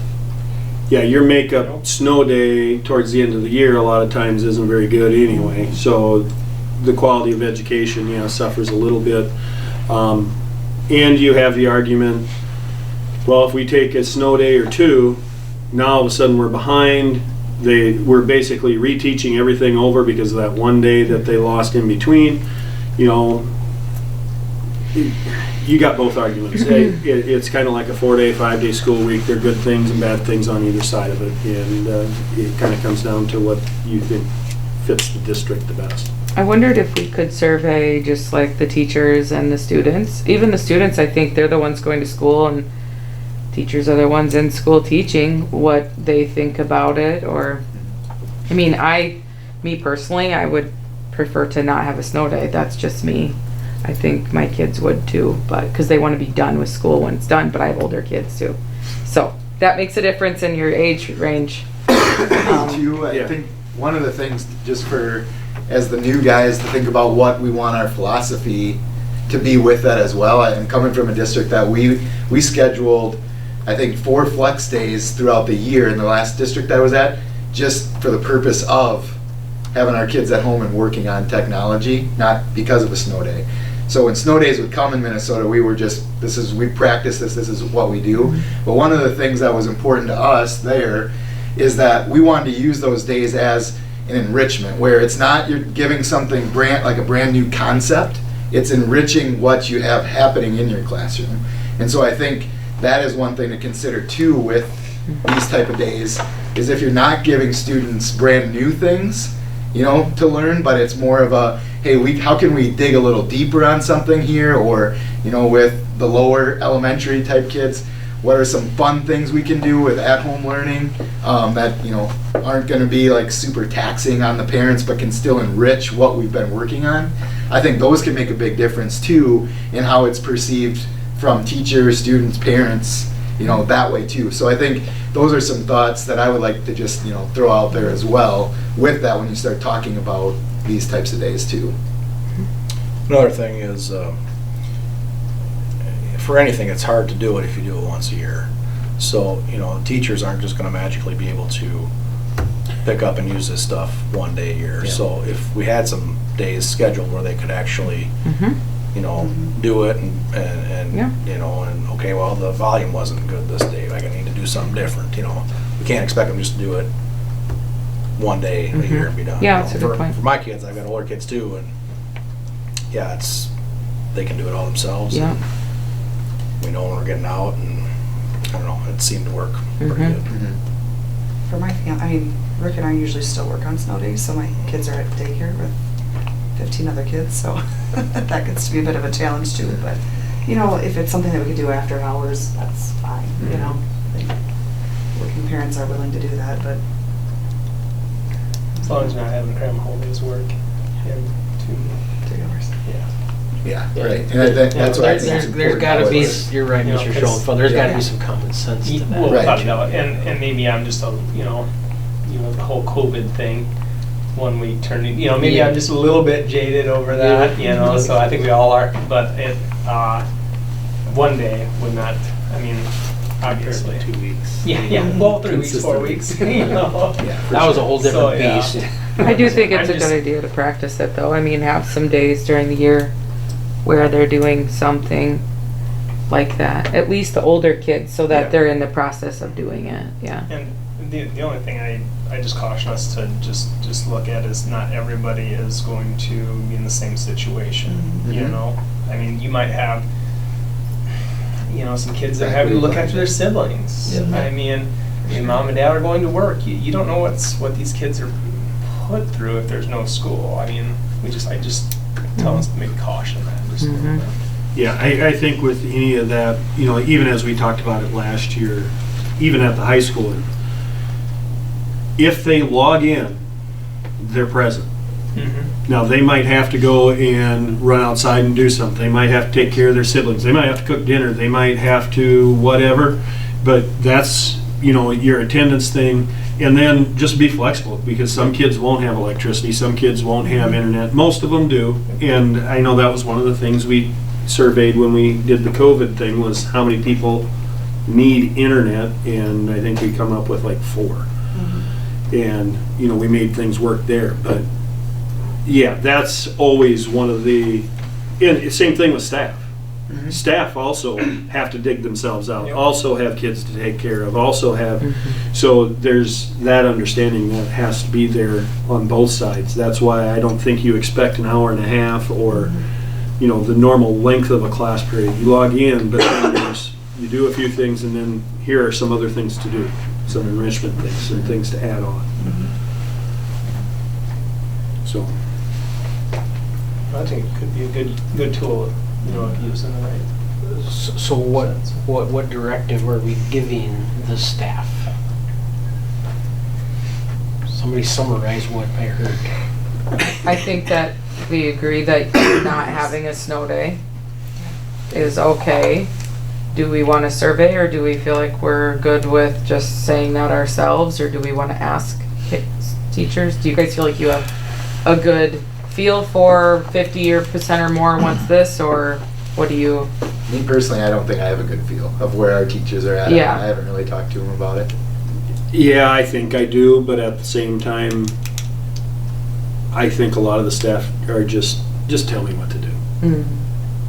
You know, it's not a problem. I've got a meeting tomorrow morning, so I'm more than willing to ask and just get that out I there just like the and kind of feedback go from there. before we just say yay or nay. Well, I'm not the one doing it, you know, so it's like I don't Yeah, want to we make can that get full decision. I can definitely Yeah. get that information. If it's favorable, then move forward. Count. I mean, we can account on that. In case we have them before. Yeah, just in case. Yeah, we're not gonna have that snow day, Thursday and or then Friday. the expectation is gonna be that we'll do what we can to try to create some sort of learning experience in the absence of being here physically. I mean, so I think you have to put that notion out there along with it, even at all the way down to your lower, you know, early childhood level, that essentially there's something prepared. You're right, Lindsay, it's gonna come home, you know. Which is fine. And knowing that it's not gonna get worked on during the course of the day, so to speak, but at some point in time, there's gonna be something there to teach those kids. And if it's after hours, then, you know, parents gotta do what they gotta do, I guess. So kids don't get it done. Yeah, not being punitive, I don't think we can take that route. Just No, I think for the most part, it's gonna be, when you get here, then you make sure we get things taken care of, you get it done. You know, the probably kid will get asked, why don't we have this done, what was going on? But, no, we wouldn't be, I would tell them we aren't throwing zeros at them right off the bat here. We're working with them to make sure that we get things to where it needs to be. Especially at Mr. Norton's level, Mr. Fisher's level, you know, I mean, there's probably a little even more latitude, I guess, with that. So. Oh, yeah, and as always, we'll have them manipulating the system as much as they possibly can, because they're very good at it. Never. And we No, would do no the same child thing, here so. does that. Yeah, I mean, that's just the reality of what we deal with, but we all know that, so. Do it's there elementary kids that have a Chromebook or all of them, every single one? Well, they don't all take them home, but yes, they all. But that could be a capability. Yes. Or, yes, for. Every one single through- child? 1 through. But not every grades kid 1 takes it through- home. No. So would there be age groups that would, like if we knew or we thought that we would start having them take it home during a certain time of the year? And they did that last year. Like already. fourth There was grade and that, up or whatever, fifth Yeah. grade and up or. And in the younger ages, they send home packets for Yeah. a snow day packet. Yeah. Which was fine. I do like the idea of having practice days. I think that's a good idea. I don't know how Yeah, you yeah, do yeah. it, but somehow. Right now, it'd be a little tough to get it put in. I mean, that would be something to put in when we have our calendar committee meeting, that on this day is going to be a flex distance day. learning day, a flex day, whatever you want to call it. And, I mean, you could, you know, one of our big conversations during that time is, well, what do we do during this event or that event? How about here? How about there? Well, that would work out perfect. If you wanted to on, say, state volleyball weekend, we're having a flex day on Thursday. So now we aren't coming to school or on that Friday. But if you want to go, you know what I mean? It opens up a few opportunities, or maybe that's what we do on President's Day or something along those lines. Okay. Is you have that possibility. So And, this year you'll just give them instructions on what will happen if there is a snow day and how they. Yeah, especially early. I mean, if we decide that we really need one of those flex days, I suppose we could look at the calendar and see what we could do. But You know, my comment to that is, I would say, a 6 through 12 approach, honestly, 6 through 12. If you sent them home with a piece of technology and told them to get on to Google Classroom and there was a swivel session or even a Zoom session, Yeah. very, very few of them would not be able to manage that and handle that. So when we're talking about practicing, logging on to Google Classroom, getting onto those types of platforms in order to communicate and interact. Now, 5 through K, maybe a little bit different scenario, but that too is a notion where the practice part of it, if you teach those kids, Right. You engage them in throughout the course of the year. I always hate to go back, but last year when COVID was prevalent, at the beginning of the year, our first 2.5 weeks in elementary school is we lived in the platforms. That's all we did, because then those kids could go home and we had the kindergartners teaching the parents how to do this. And people said that kindergartners didn't know how to do this. That's not true, because when we taught them, they were very well adept. They could take their device home, they could get on by themselves. If somebody's saying, okay, Johnny, get out of bed, let's go, here it is, now do your thing, he could do that. And they became very proficient at doing that. So it is plausible for that notion to happen. They need more support of getting them out of bed and getting them some breakfast and getting them sat down. But once you sit them down, game on, man. They were, for the most part. And I would say right now for us, it's probably 4th, 5th, and 6th are the most ready for that. 3rd grade's kind of right. They're learning some of those things, but not using it as much. And then lower is, they're learning bits and pieces, but but if we know that that's coming, that's definitely, those are some things that we can definitely work on. And teachers can be intentional about creating those learning experiences in their classroom. I mean, it's like, hey, let's pretend we're not here today. So all of you open up your devices and, honest to God, that's what it is. If the teacher goes and hides someplace and see what it looks like and see what happens. And I mean, you have an aid in there or whatever, but it's kind of a neat deal to watch happen. So. Okay. All right. Thank you. Yep. Thanks, guys. H, I just put that letter in there. I don't know if there's any comment on that. If there is, go ahead if you're looking at my notes here now. I hate to take more time, but letter I is South Dakota High School Activity Association update. And if you did not hear last week, it came out in the news media that our association has sanctioned girls softball. I'm not saying good, bad, or indifferent about that, but I thought we would have had some time, and I think we still do to some degree, but I got an email at the end of the week last week about a survey that the Activity Association wants feedback on from schools. Essentially the question, are you going to offer it or not? I'm like, ooh, geez, that's a little soon, but it's got to be done by December. So early December, we're going to get this survey about where's the Parkston School District. Are you offering girls softball or not? I'm like, oh, man. So we visited Mr. Fisher, Mr. Norton, even Mr. Bruning and I, because there's a lot of moving pieces to add in a sport. I mean, the financial aspect of it, we're talking about coaches, we're talking about equipment, we're talking about uniforms, we're talking about JV level, varsity level only. The city going to let us use the field? Who's going to do the prep work on the field? Who's going to get it ready? Who's going to line it? Who's going to drag it? Who's going to do all that stuff with it? Then Mr. Fisher's concept of, okay, who's all in? Now we're talking about traveling. We do it, and let's say nobody in a 60-mile radius is going to offer it. Okay, now where are we going to play softball games type of deal? So it's not just to say, oh, yeah, it sounds really good, let's do that. I mean, it's like, oh, let's wait a minute here.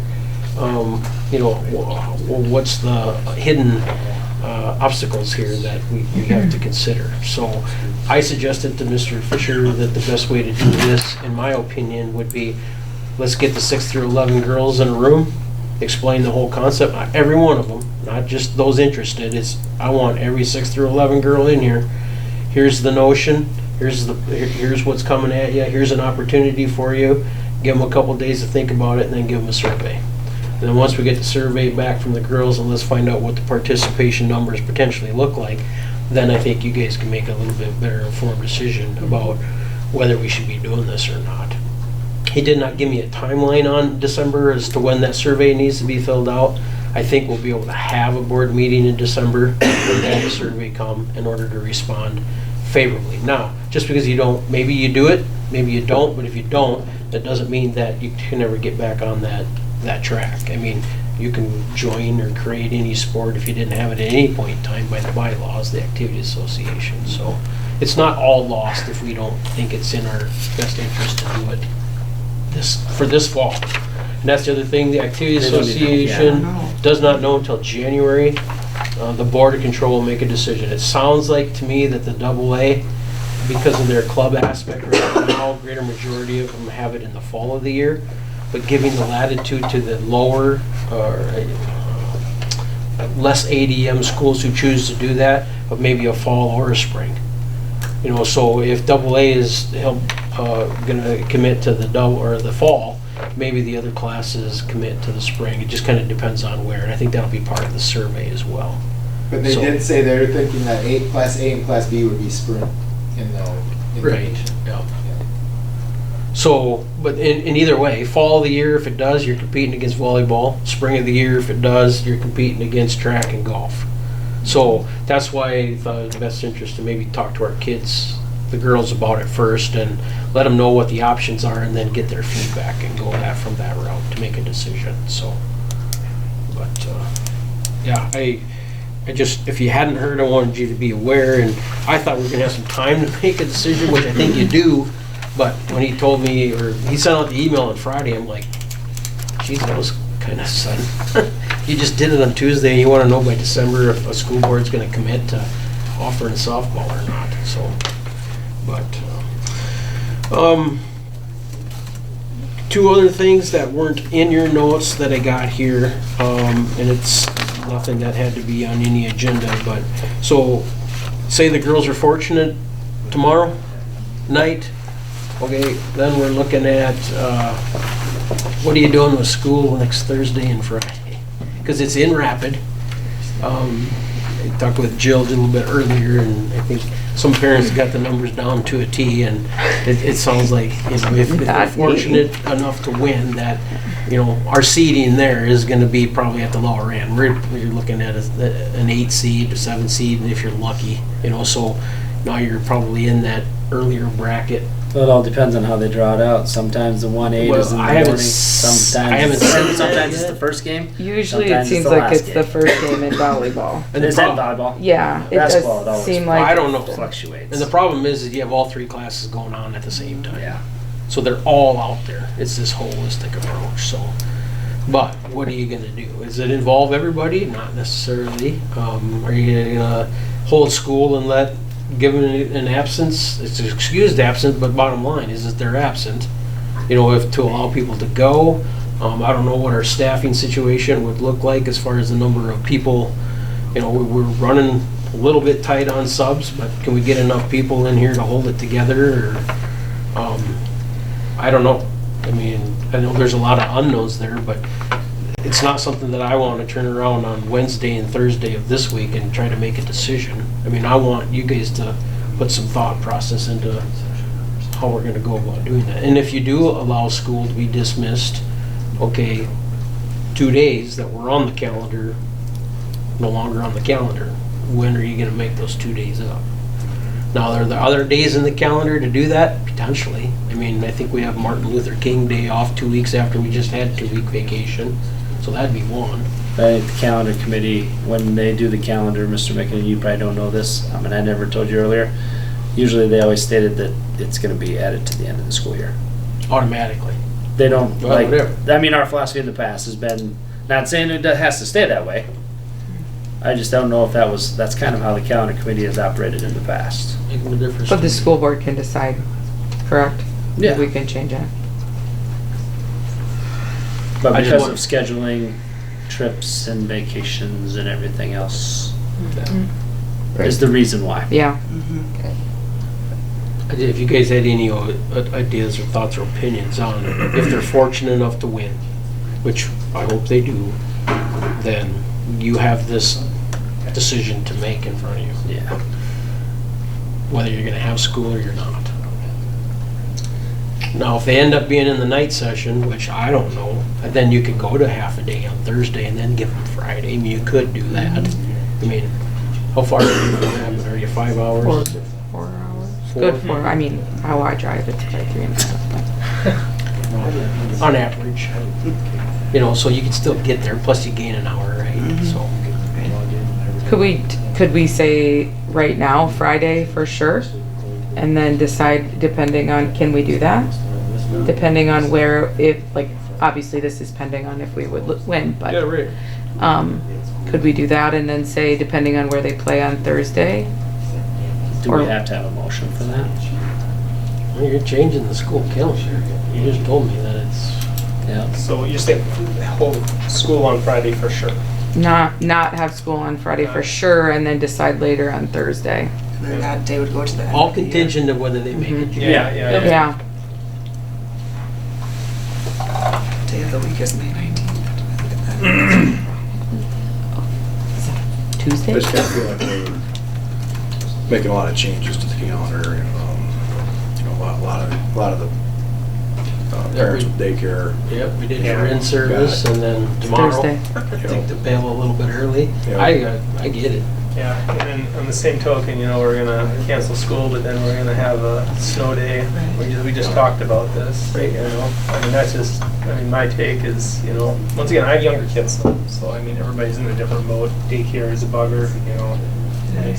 My wife ends up staying home and working from home. It's not the end of the world, but her productivity is Diminished. nil some days. But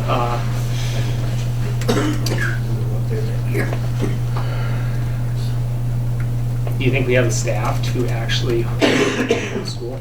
Do you think that's even an option? Would be. I mean, that'd be tight. I mean, it's gonna be. I think the other thing that can be a little bit frustrating is that we have time off in the spring over the state tournaments for basketball.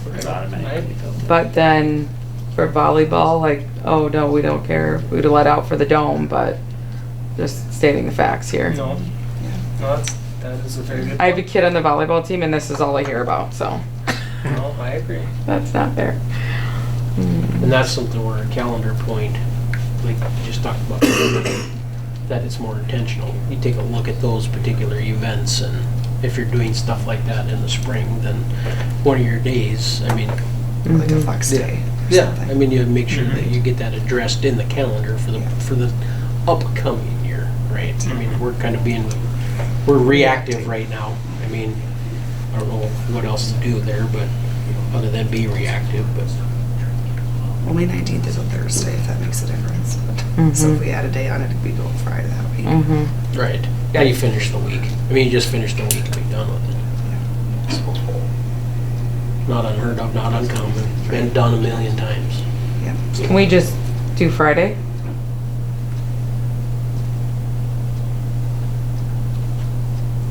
Is that terrible? I don't know. We would have done it if we would have made it to the dome. Let's all be real here. You would have played during the day. Yeah, we would have done it if we would have made it to the dome. And even if we wouldn't have school, people would have just not come. Well, that's what's going to happen for some Yeah, of these, right. And not so much ascent as Mr. Norton said. Yeah, right. Probably, you know, so it's same situation, kind of. Certain ends are different.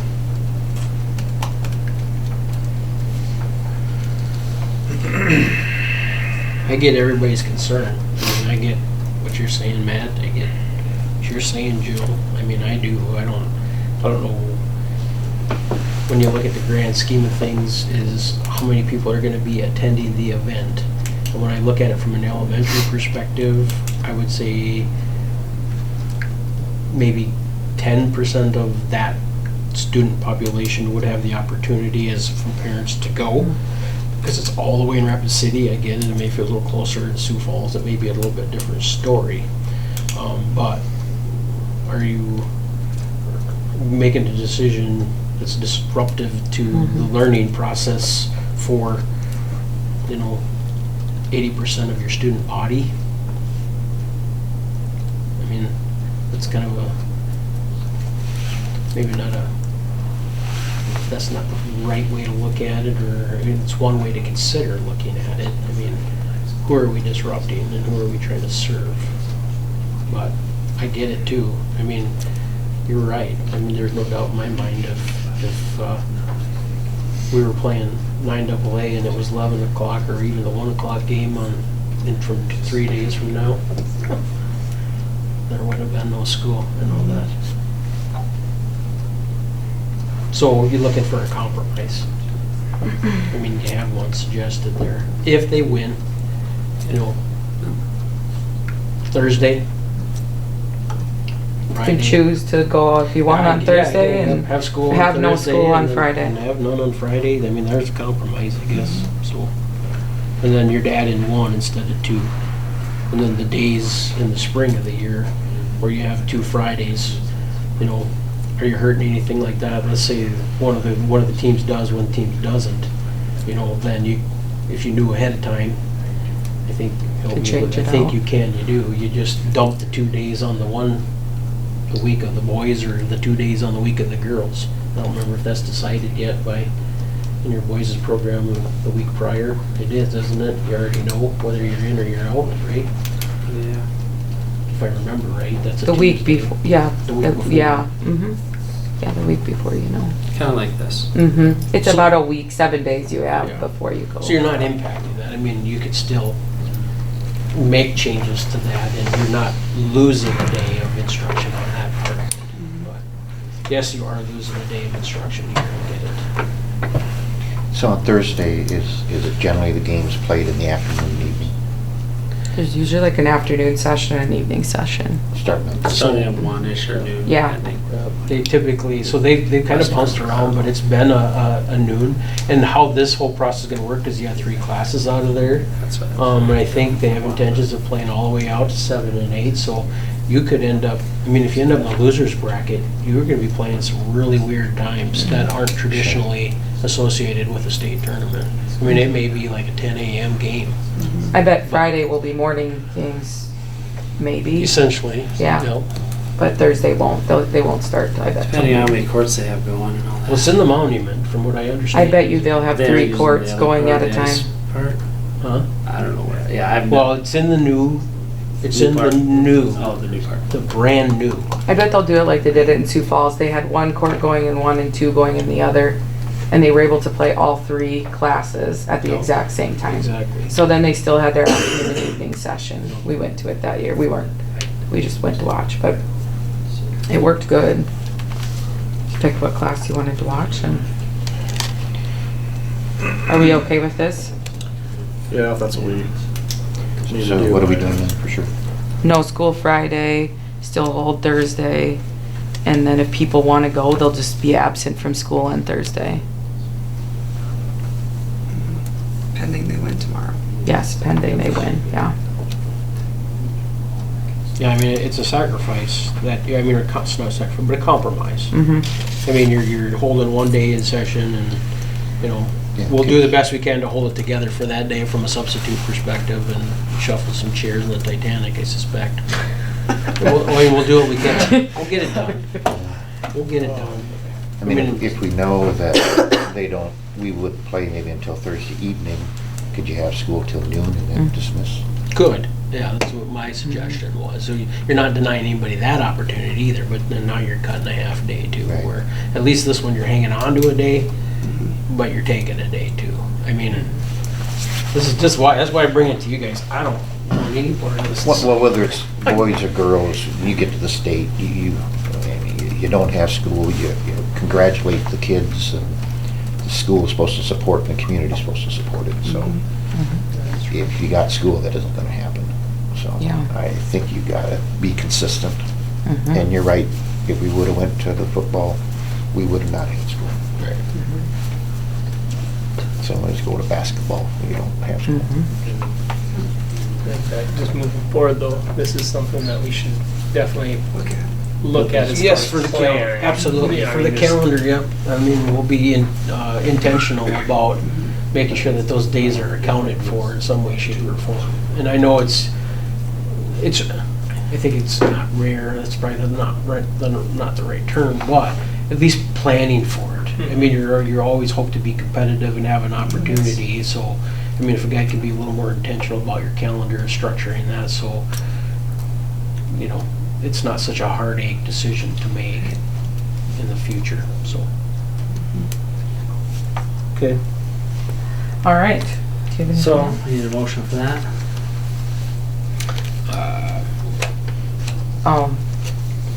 Yeah. We to change the school calendar, I would imagine you.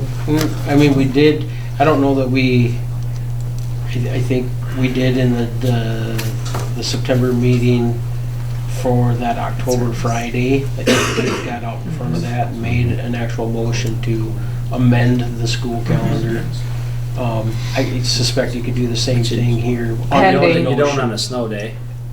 No, you don't, but those are typically unplanned. That's more reactive. You gotta do what you gotta do. This is something that. I'm just saying this probably won't go in the paper before that is what I'm saying either, too. No, it won't. So we'll just Well, we put can do pending it. that. I mean, I have it ready. I mean, Yeah. I'm fine. I just don't, nobody said it yet. That's all I'll make a motion. Also. Moved by Nebo and seconded by Leishner. That was to cancel Friday. That if the girls volleyball is fortunate to qualify for the state volleyball tournament, we'll amend the school calendar by having no school on Friday.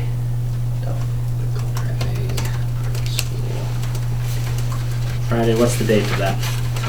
That's the what? November 19th. Yep, November 19th. 19th, and adding that day to the end of the school year. Does that sound good? Okay. All in favor, say aye. Aye. Opposed, same sign. Motion carried. Now your discussion items. All right, here we go. Okay, so we're gonna move back to 9B, playground improvements. I mean, you can give me any feedback you want on that. Obviously, I can put in the notes, it's not gonna happen tomorrow. So, but just so you're aware, some of the price points that you're looking at there, again, if you want me to go find another vendor to do that, but like I described, apples to apples, it's not gonna be, because they all have their own product line. So you would think that they're relatively close, but worst case scenario, you can see some of that pricing. I'll bring this back in the spring of the year. Even if we fix those slides or replace those slides at the very least, and maybe looking at like a web whirl. I mean, just know, I put it in there more from the standpoint, we're talking about capital outlay improvements here to the facility. Now we're talking about this concept too, that, yeah, I mean, I get the feeling that, I'll reiterate it again, if we want to make some improvements and some changes, it's going to take some money in order to do some of this stuff. So I don't know how else to tell you that. So, And is this included in the budget for this year or no? no, it was not. So, yep, so if it's something that, you know, you end up doing over the summer, which I think you can, and Craig puts it in the budget for the 22-23 school year, then you can certainly do that. So I don't suspect that those price options will vary a whole lot unless something happens to plastic. I don't know. Yeah, it could. But anyway. Anything can happen. Item C, the armory entrance floor insurance. I mean, I guess, is everybody okay? You're just kind of putting this on the back burner, right? There's no action necessarily. It's more of a discussion item. But So we'll pull this back in the spring, or what? I will. Yeah, I'll bring okay. it back in Okay. here. Probably looking more along in that March, April, May meeting, somewhere. Okay. March or April meeting for sure. So, for something to think about. So, and you'll know better too where your other projects are at that point in time. If anything is an issue. So, I guess I'll defer to Craig maybe more on the item C there, the armory entrance, where that is, because I put those two quotes in there, but Craig's kind of been taking the lead on that, and he's talked to a couple different people too, so. That, you guys all know the holes. Have you seen the hole in the armory there right by the concession stand? Well, there's a lot of bubbles that are starting to create and starting to crack at the top. There's actually 3 of them that are cracking. One has broke all the way through. The other 2 are just starting to crack. To fix those 3 spots and maybe one other was the $4,700. repair to take up the whole area, which this is just to put the terrazzo down. This doesn't really necessarily talk about is the cement the problem underneath? Is it a vapor barrier? Or what is going on that's causing these bubbles and because a few years back we had water coming out of one of them. This is the second one that's actually broke through. The one that happened a few years ago, we got fortunate enough that this company was out at the hospital at the time, so it didn't cost us much to fix that one because they were already here. And they fixed and patched that, and that spot's been good since. But it's discolored, it's a different color, they didn't, it doesn't match the same, whether it's wax on top or whatever. But that was the repair bill to fix those 3 spots. And it's about 1,600 square foot is what he has down. That actually does not include the bathrooms. Terrazzo is also in the bathrooms, so that's another about 400 square feet. If you were to do that, and there is some little couple bubbles in the bathrooms as well, because that's still part of the old cement underneath, so that 47,000 to do the whole thing's probably not quite accurate of what it would be, because you gotta have the bathrooms on top of that. Now this has been done, in my recollection, in my time frame as the business manager, once already in that area. Place. Yes. Well, I think we had tile in there before, and they broke up the tile and they put terrazzo down. Correct. Correct. But so this isn't that old, a terrazzo. So whether I've had 2 other guys, Paul Weinbach stopped too. Was supposed to stop. I don't know if he actually did. He did. To look. Did he? Yep. Awesome. I talked to him. So he was going to call a guy he had down in Omaha, 2 separate from these guys, and see if there was anything that he could do to repair it to get us through the season or through the summer school year. They were different from that company, even though they're both in Omaha, he said, because I made sure of that, because I told him. And then we also had a flooring guy out of Brookings, which is our sales guy through our old school specialty. Now it's Innovative Solutions, and they do a lot of flooring stuff, but not terrazzo, but other things. And he said he could have put something in there and fill it in, but the people might not like it when they go to tear it out because who knows what. I mean, he could fill that hole in, but how many other ones are going to crack until by that time? I don't know. We don't know that answer. There's no water coming out of this one, so it's different than the other situation. But where it did break up and there's a hole like that, there's a crack that goes along about this long from that hole. So they're going to have to cut a pretty big piece out of there, break it up, put something down. And one thing, we could put carpet in there. You could put LVT, luxurious vinyl tile. A couple other options that would probably be cheaper. He gave me a rough 20 to 25,000 probably. Either one of those in that size area. Do we know what the problem is underneath there? No, that's part of the problem. And he said, well, no matter what, even if you put the LVT in, you're still gonna have the glue. Maybe if it is a moisture problem, it used to be wet. This year was really dry. Well, it was wet. It loosened all the glue up, and then it dried. Now the glue came away from the cement. I don't know. They're pretty dumbfounded, the ones that came in and looked at it, because they haven't seen terrazzo do that before. Terrazzo's not supposed to be like that. It's supposed to be one that lasts. And there's not like a warranty on it or anything like that. Well, I got to figure out who the heck. I haven't done a lot of research yet to figure out who did it the first time. And I will, but I haven't got that far. I'm more worried about what are we going to do in a week or 3 weeks when we have the first wrestling match or first volleyball or basketball game, and it's snowing outside and these little bumps and somebody slips. Because when you walk across them, An elderly person Yeah. would very easily I stumble. could catch my not foot. knowing I catch my foot on them sometimes. that I mean, it's present. and I'm elderly. Did Paul say anything about possibly grinding and polishing the cement at all, or? That was one thing the other guy said, but then you're going to have a lip from there to the lunchroom. Right. Probably about a 3/8 of an inch lip, because there's a seam there, which you could do. We don't have any issue in the lunchroom. And the lunchroom is like smooth as a baby's bottom. But that's the new addition. That's the new part. It's new cement. 91 anyway, compared to 76. right, Norton, Mr. Norton? Yeah, and Paul had an idea of why that terrazzo was lifting up. See, I didn't get a chance to talk to Paul and Paul. Yeah, his thoughts were with the water pressure that's coming underneath. Terrazzo, what it's made to do, in his words, is that it's made to soak into the pores within the concrete itself, and then it clings onto those pores. If there's water pressure from the bottom side, it pushes that up, and then it'll pop it. That's what he thought was, and it makes sense. So, yeah, he just kind of looked at it. He said, I'm not going to tell you any great ideas right now until I get a chance, But so the 47,000 though is, or 44,000 here, remember, is just to put the terrazzo down. So if there is problems with the cement underneath, yeah. that's gonna be a whole nother. It does. My question was, what happens if you break it out and we just got ugly looking It does concrete include- mixed in with the terrazzo for the rest of the year, and then you smooth it all out or put a new slurry in or whatever? It does say that. But I don't know how that works. You Yeah, need to me get it neither. to stick Me to the neither. terrazzo and Yeah. stuff, but So obviously we didn't do that before.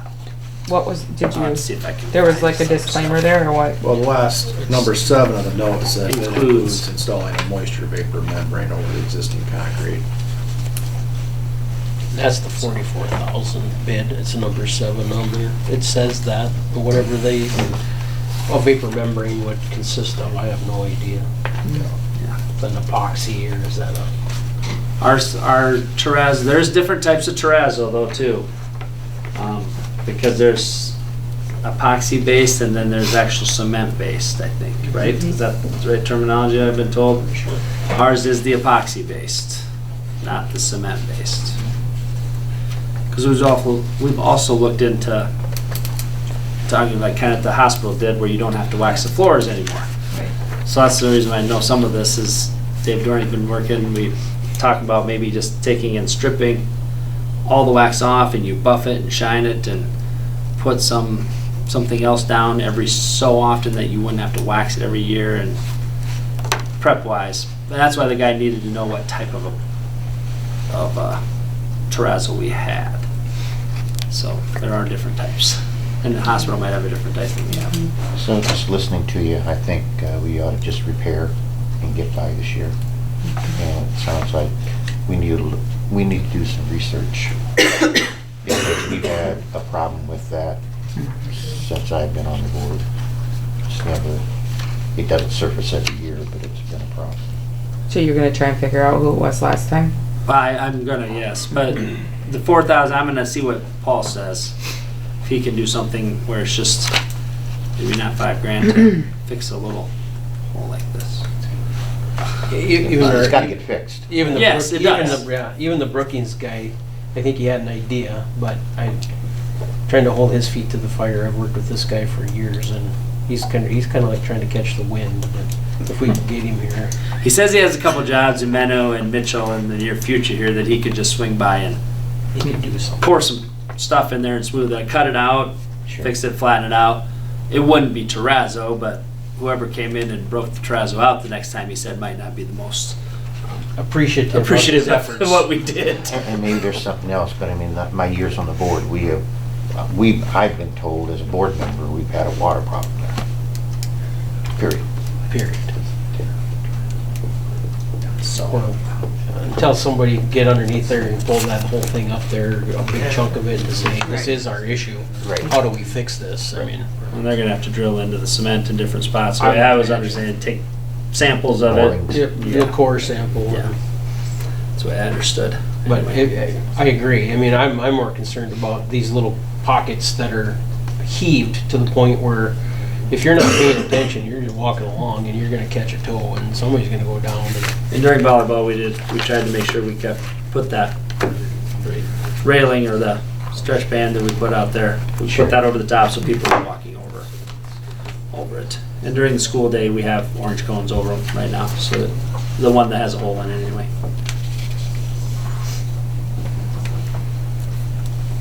Okay, So one way or the other, it'll be a repair of some sort.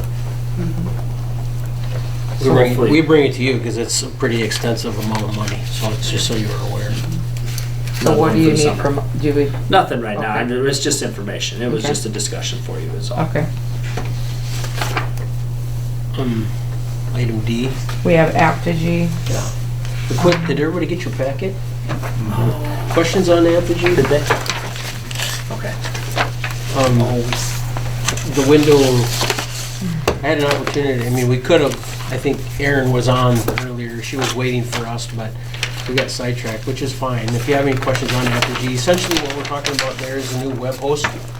Our website, we've had a meeting with Apogee, I think we were all there, Mr. Norton, Mr. Fisher, Mr. Gruning, Mr. Kinnenberg, all sat down with Apogee.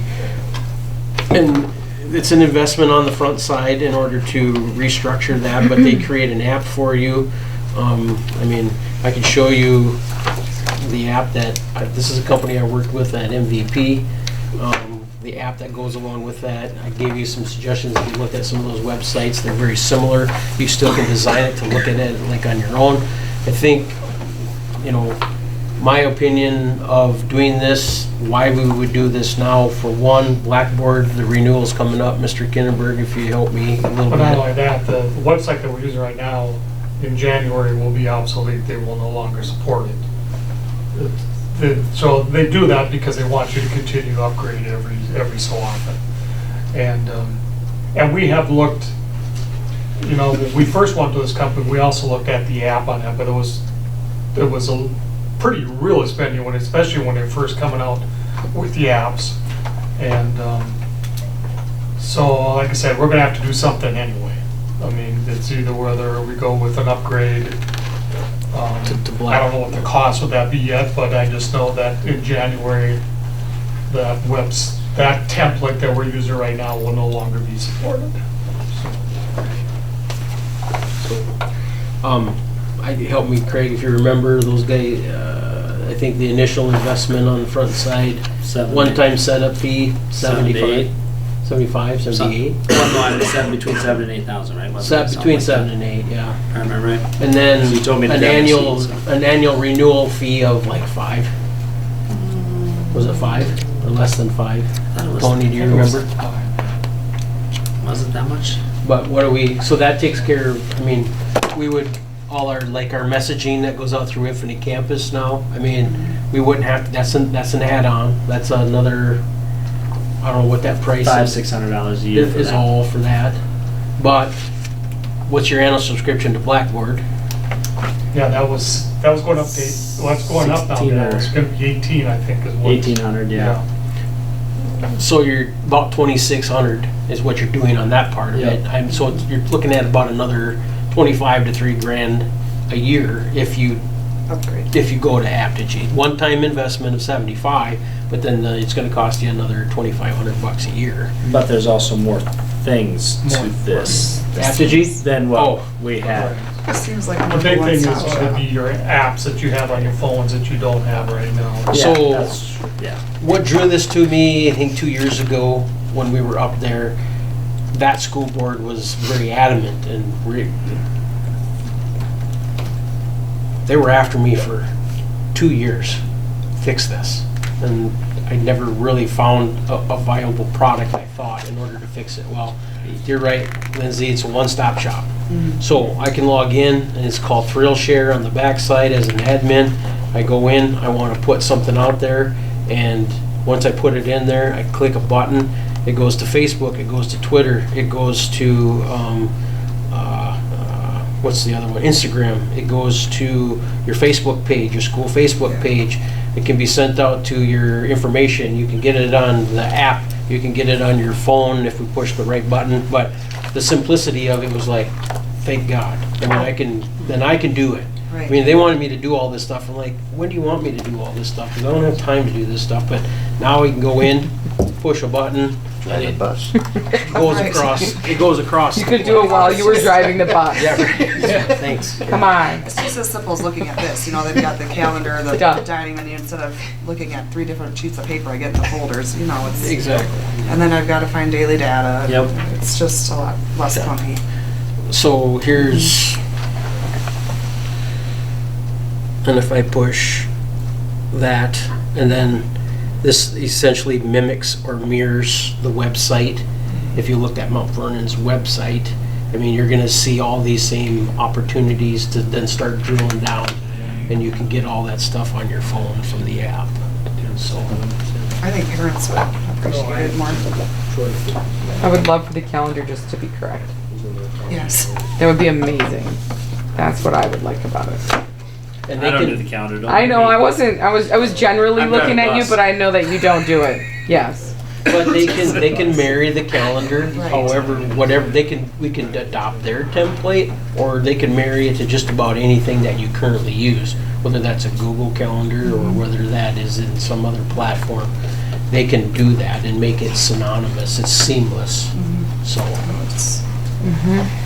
And this would start right in January or take longer than that? Yeah, so when talking with the head guy, Casey, with an opportunity to develop it, there was some work that goes into it. Bring Mr. Kinnenberg into that portion of it. It was me up there. I know how to do a lot of that stuff, but I don't want to do that here. So it's something that he would have to get trained on. But once you get in it, the usability is pretty easy. But we're looking at like a rollout. And they're very big on promotion, on PR, branding, things like that. And you would start rolling this out probably mid-February. Because there's so much training. There's not a lot of training, but there's some intensive training that goes in and how to operate it. And then we have to upload everything make sure everything in our Infinite Campus is accurate. That's our student information management system, which I find ironic. Infinite Campus will allow Apogee to log into their system and steal their data and bring it over into Apogee, which kind of blows my mind, but they do. They do allow it. So all that stuff has to be uploaded and onboarded in order to get it up and going. So what will we do when we don't have anything then? We'll stay with Infinite Campus for the time being. We'll stay with this, it's not gonna go away. Right, It just becomes. The turnover, all of a sudden one will just get slowly turned off and Right. Oh, I thought you said it had to be done by January. No, it just won't be supported. So if we have okay. problems with it or changes going forward, we wouldn't be able to. Oh, okay. I thought you were saying like it was done in January. We No, couldn't just use right, it. Tony. Just the template is no longer supported by the company. Okay. And then when we work with the state of South Dakota, when we change the URL, I mean, it's pretty easy. They click of a button and all of a sudden that URL will take you to your your website. So not to put you on the spot, Tony, but what do you think? What do I think? I'm big on the app side because that's where most of the younger generation's at. And we can eliminate some of the things, like have to go into campus and do all the messenger and everything stuff. It'll be much easier on that side. And you can do it from your phone. You don't have to actually go to, right now you have to go to Infinite Campus and actually log in and log into the messenger side. So there would be definitely some ease to it. I always like the app side myself. I mean, I think that's the big push. And I think and also too, the fact that knowing what I know about Blackboard and what the template takes a lot just to go in and change it. Yeah. It's pretty time consuming just to go in to add a calendar or change a calendar. It's not something you can just click and it's ready to go. And looking from what she was showing us, I think this is going to be much user friendly and quicker access to it, and probably easier to do some things you could do from your phone that right now with Blackboard I have to do it on a computer. So if you're at an special event and you want to send some pictures out, you'll take a picture with your phone and upload it. You can do that, and it actually be part of your website right away. It's static, so things called the news or the live feed. I mean, I can do that. I mean, I can take a picture right now and post it, and that thing's going to be immediate, and it's a click of a button. Where if we had to do that, you have to download the picture, take the picture, download the picture, go to a computer, get connected, upload it, post it. I mean, so the time aspect is. But the other thing is you can, with very little training, because it's a little bit easeability, you can teach the staff. So if you wanted to see what's going on in third grade classroom and she wants to post a live feed or a news story to it, boom, boom, done. And your website's just gonna explode with content, with immediate information instead of being static. If you look at your website now, it's static, it's stationary, it's there. So. Do you foresee that this would get rid of like daily data, the email? Yeah, because system? what happens is then you just put that information out. In here. Yeah. So everyone has one place to go. Yeah, exactly. I don't know, I think too, with enrollment being down a little bit, this might, I mean, not that we're advertising, but you know, I mean. If I let you talk to Aaron, or if I let Aaron talk to you guys, or Casey, that's the first place they're gonna go. Yeah. They wanna know who you are, what's your image, what's your brand, what are you trying to sell? When people look at your website, do they find it appealing and attractive? So if I'm looking to come to Parkston, or I'm in the area, I want my kids to go to school between Parkston, Ethan, Tripp, Delmont, they're gonna go look at that stuff. If we wanna retain teachers, recruit teachers, they're gonna go look at that stuff. From a branding perspective, that's how they would sell it to you guys. That's where they're going with that. The app, like Tony said, that generation is living in that world. You know, the website aesthetically appealing, pleasing, easy to read, easy to look at, easy to find information on. You know, same thing. The other big push for that too is what we think about the younger generation, but at the same point, if the grandchild can download the app to a grandparent, now all of a sudden the grandparent doesn't have to, it's much easier for them to tap on the app on a phone sometimes than it is to try to go to the internet and go to your computer, and now it's right there for them.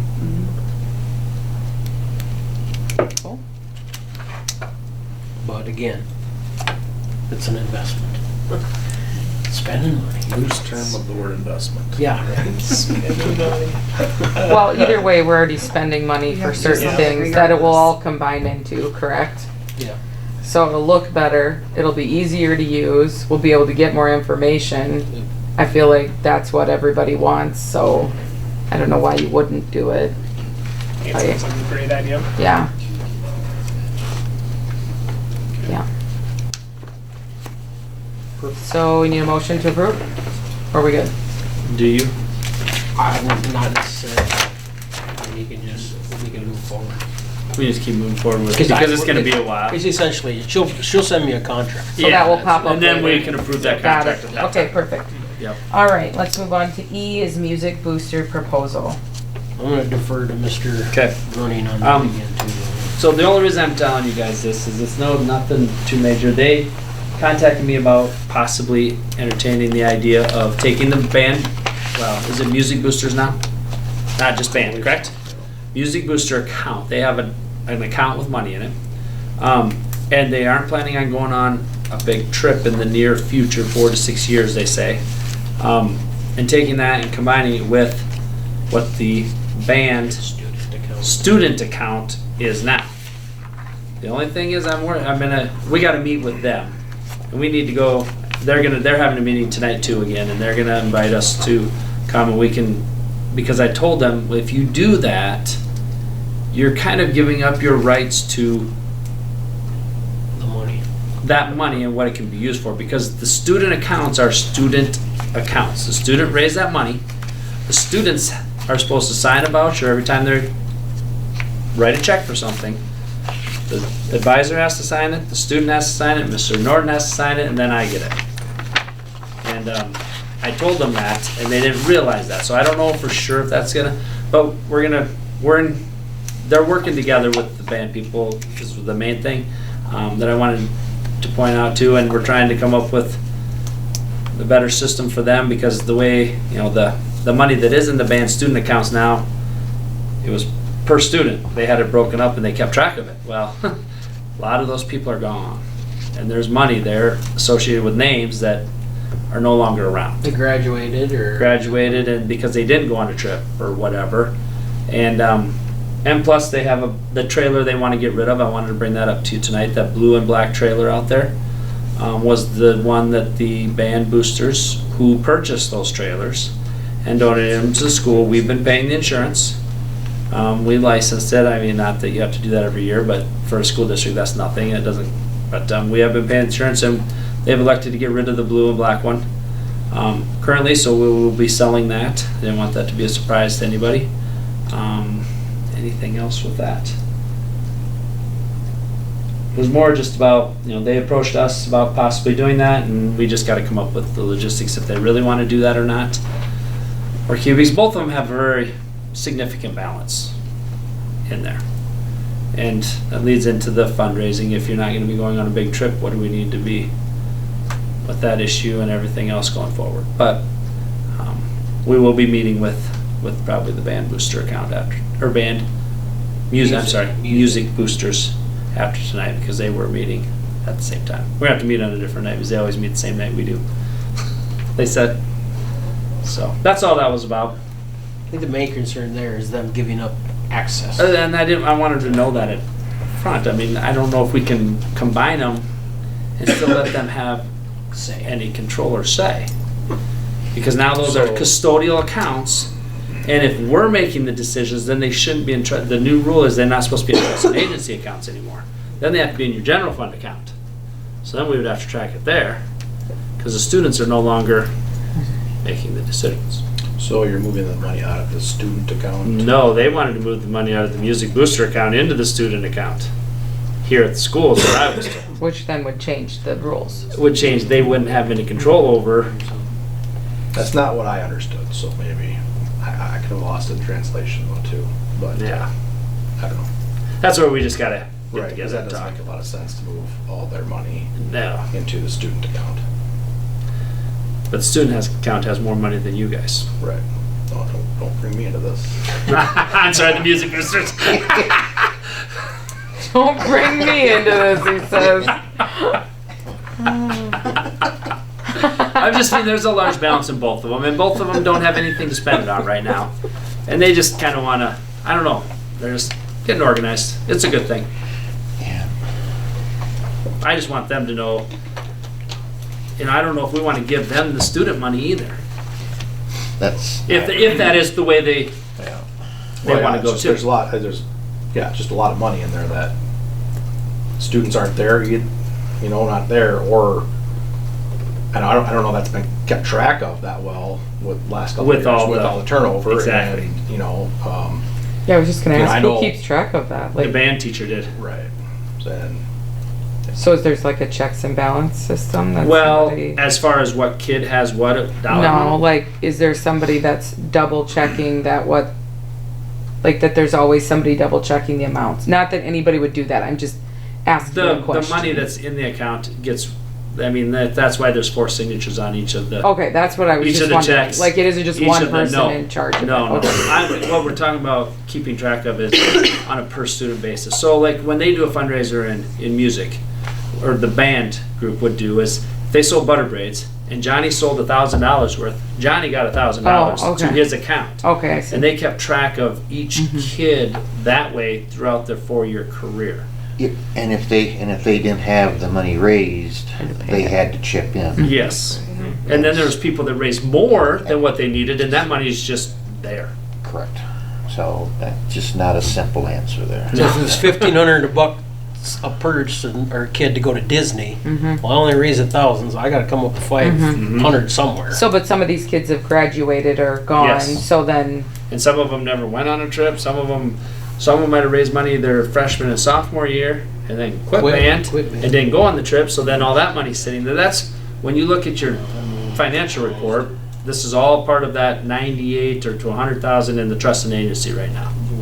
Those are all these counts can combined. you just but like consolidate it and to be honest say, with you, the band account takes up a good portion of that. because the students pretty good percentage graduated, it's no comparing longer their number of money accounts and now there. it just goes towards any student or what?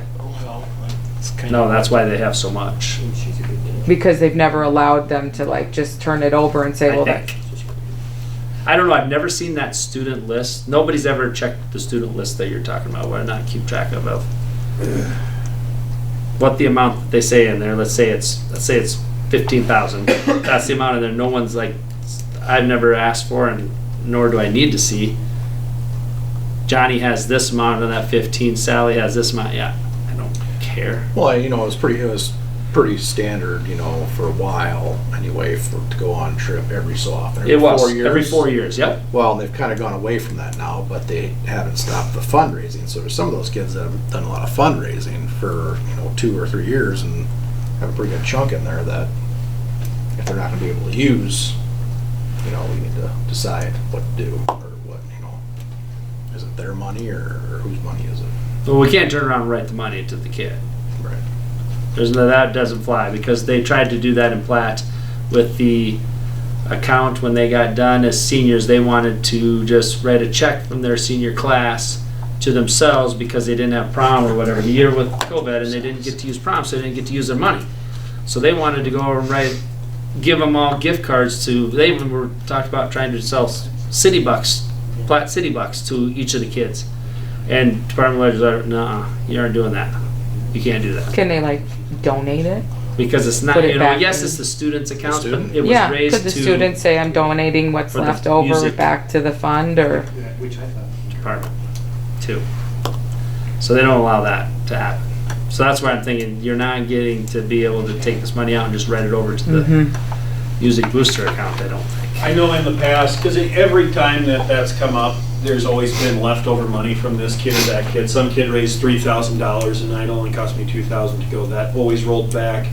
And then they take whatever the leftover fund is and then they divvy that up between whoever's there. So if you graduated, say you went on your trip your sophomore year, you still fundraised your junior, senior year, your money went into a general fund that was divvied up between everybody. That makes sense. They got to go on the trip the next time. Yes, so that's kind of how that works. So like with whatever they've got now, that would go into a general fund, which would get divvied up between everybody, and now nobody would have to pay for anything.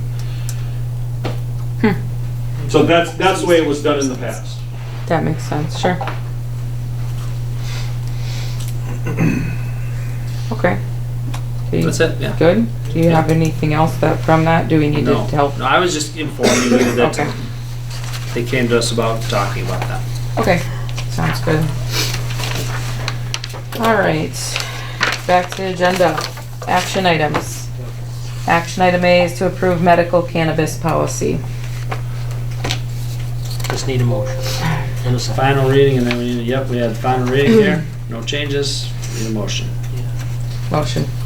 Second. Moved by Neal, second by Schoenfelder. To approve the medical cannabis policy as presented. Any other discussion? Hearing none, all in favor say aye. Aye. Opposed, same sign. B is approve the following district policies: use of alcohol, drugs, controlled substance, administration of medication to students, alternative instruction students, alternative instruction enrolling from an unaccredited school. Yeah, we have motions for each of those. So the final readings and then motions for each of those individually. Can we make one motion for all of them? Oh, we can, I suppose. I don't know. Okay. Yeah, I think so. Okay. Moved by Leishner, second by Weber to approve those policies. Any other discussion? Hearing none, all in favor say aye. Aye. Opposed, same sign. Motion carried. C is approve Dakota Academic Consulting contract for E-rate support. So I put this information in your packet, and essentially what I'm asking for support there from you guys is it costs a little money to get money. So E-rate is a federal program that helps with internet. Not necessarily, there used to be different categories. There's category 1, category 2, but you can spend it on a lot more. More of the phone-based systems used to get money back from phone. There's a little bit for that, but category 2 is the main. It's about hardware, it's about backbone, it's about systems aspects, and you can get tech support or your maintenance agreements out of that program. So doing a little investigation in that upon coming to your school district is something that I fell into here a couple years ago and didn't realize the amount of money that we were leaving on the table as a district up there. If you look at this sheet here, you'll see that in this particular cycle, what you have available to you is $151,000 that you're leaving on the table because you haven't accessed it to the extent that what it should be or has been could be accessed. So I visited with Mr. Bruning about that a little bit. Julie Wolf, does a lot of our E-rate paperwork, scheduling, things like that. But one of the things I know for a fact we can take advantage of is our contract with Tech Solutions for maintenance support in any one given school year. And that is the better part of how much, Craig? 30 Of each year, about $34,000. $34,000 a year that we can start using this money for. And having conversations with, I need to work with Mr. Kinnenberg too about switches, access points, routers, you know, even to the point where I don't care if we're buying that stuff new every year. I mean, why wouldn't you? This money is sitting here, you have to go through a process. That's where Dakota Access Consulting will help us with the procurement. They'll help us with the billing of it, submitting it, getting our money back from federal government out of E-rate. So spending $3,200 a year in order to get access to about 150. So That makes sense. So that's what I'm asking for. And it's, the gal, I've worked with her for the last 3 years and she's very helpful. And it's not that Julie needs a lot of help, but Julie would appreciate the help too and the guidance in order to, from the paperwork aspect of things. So it can get complicated.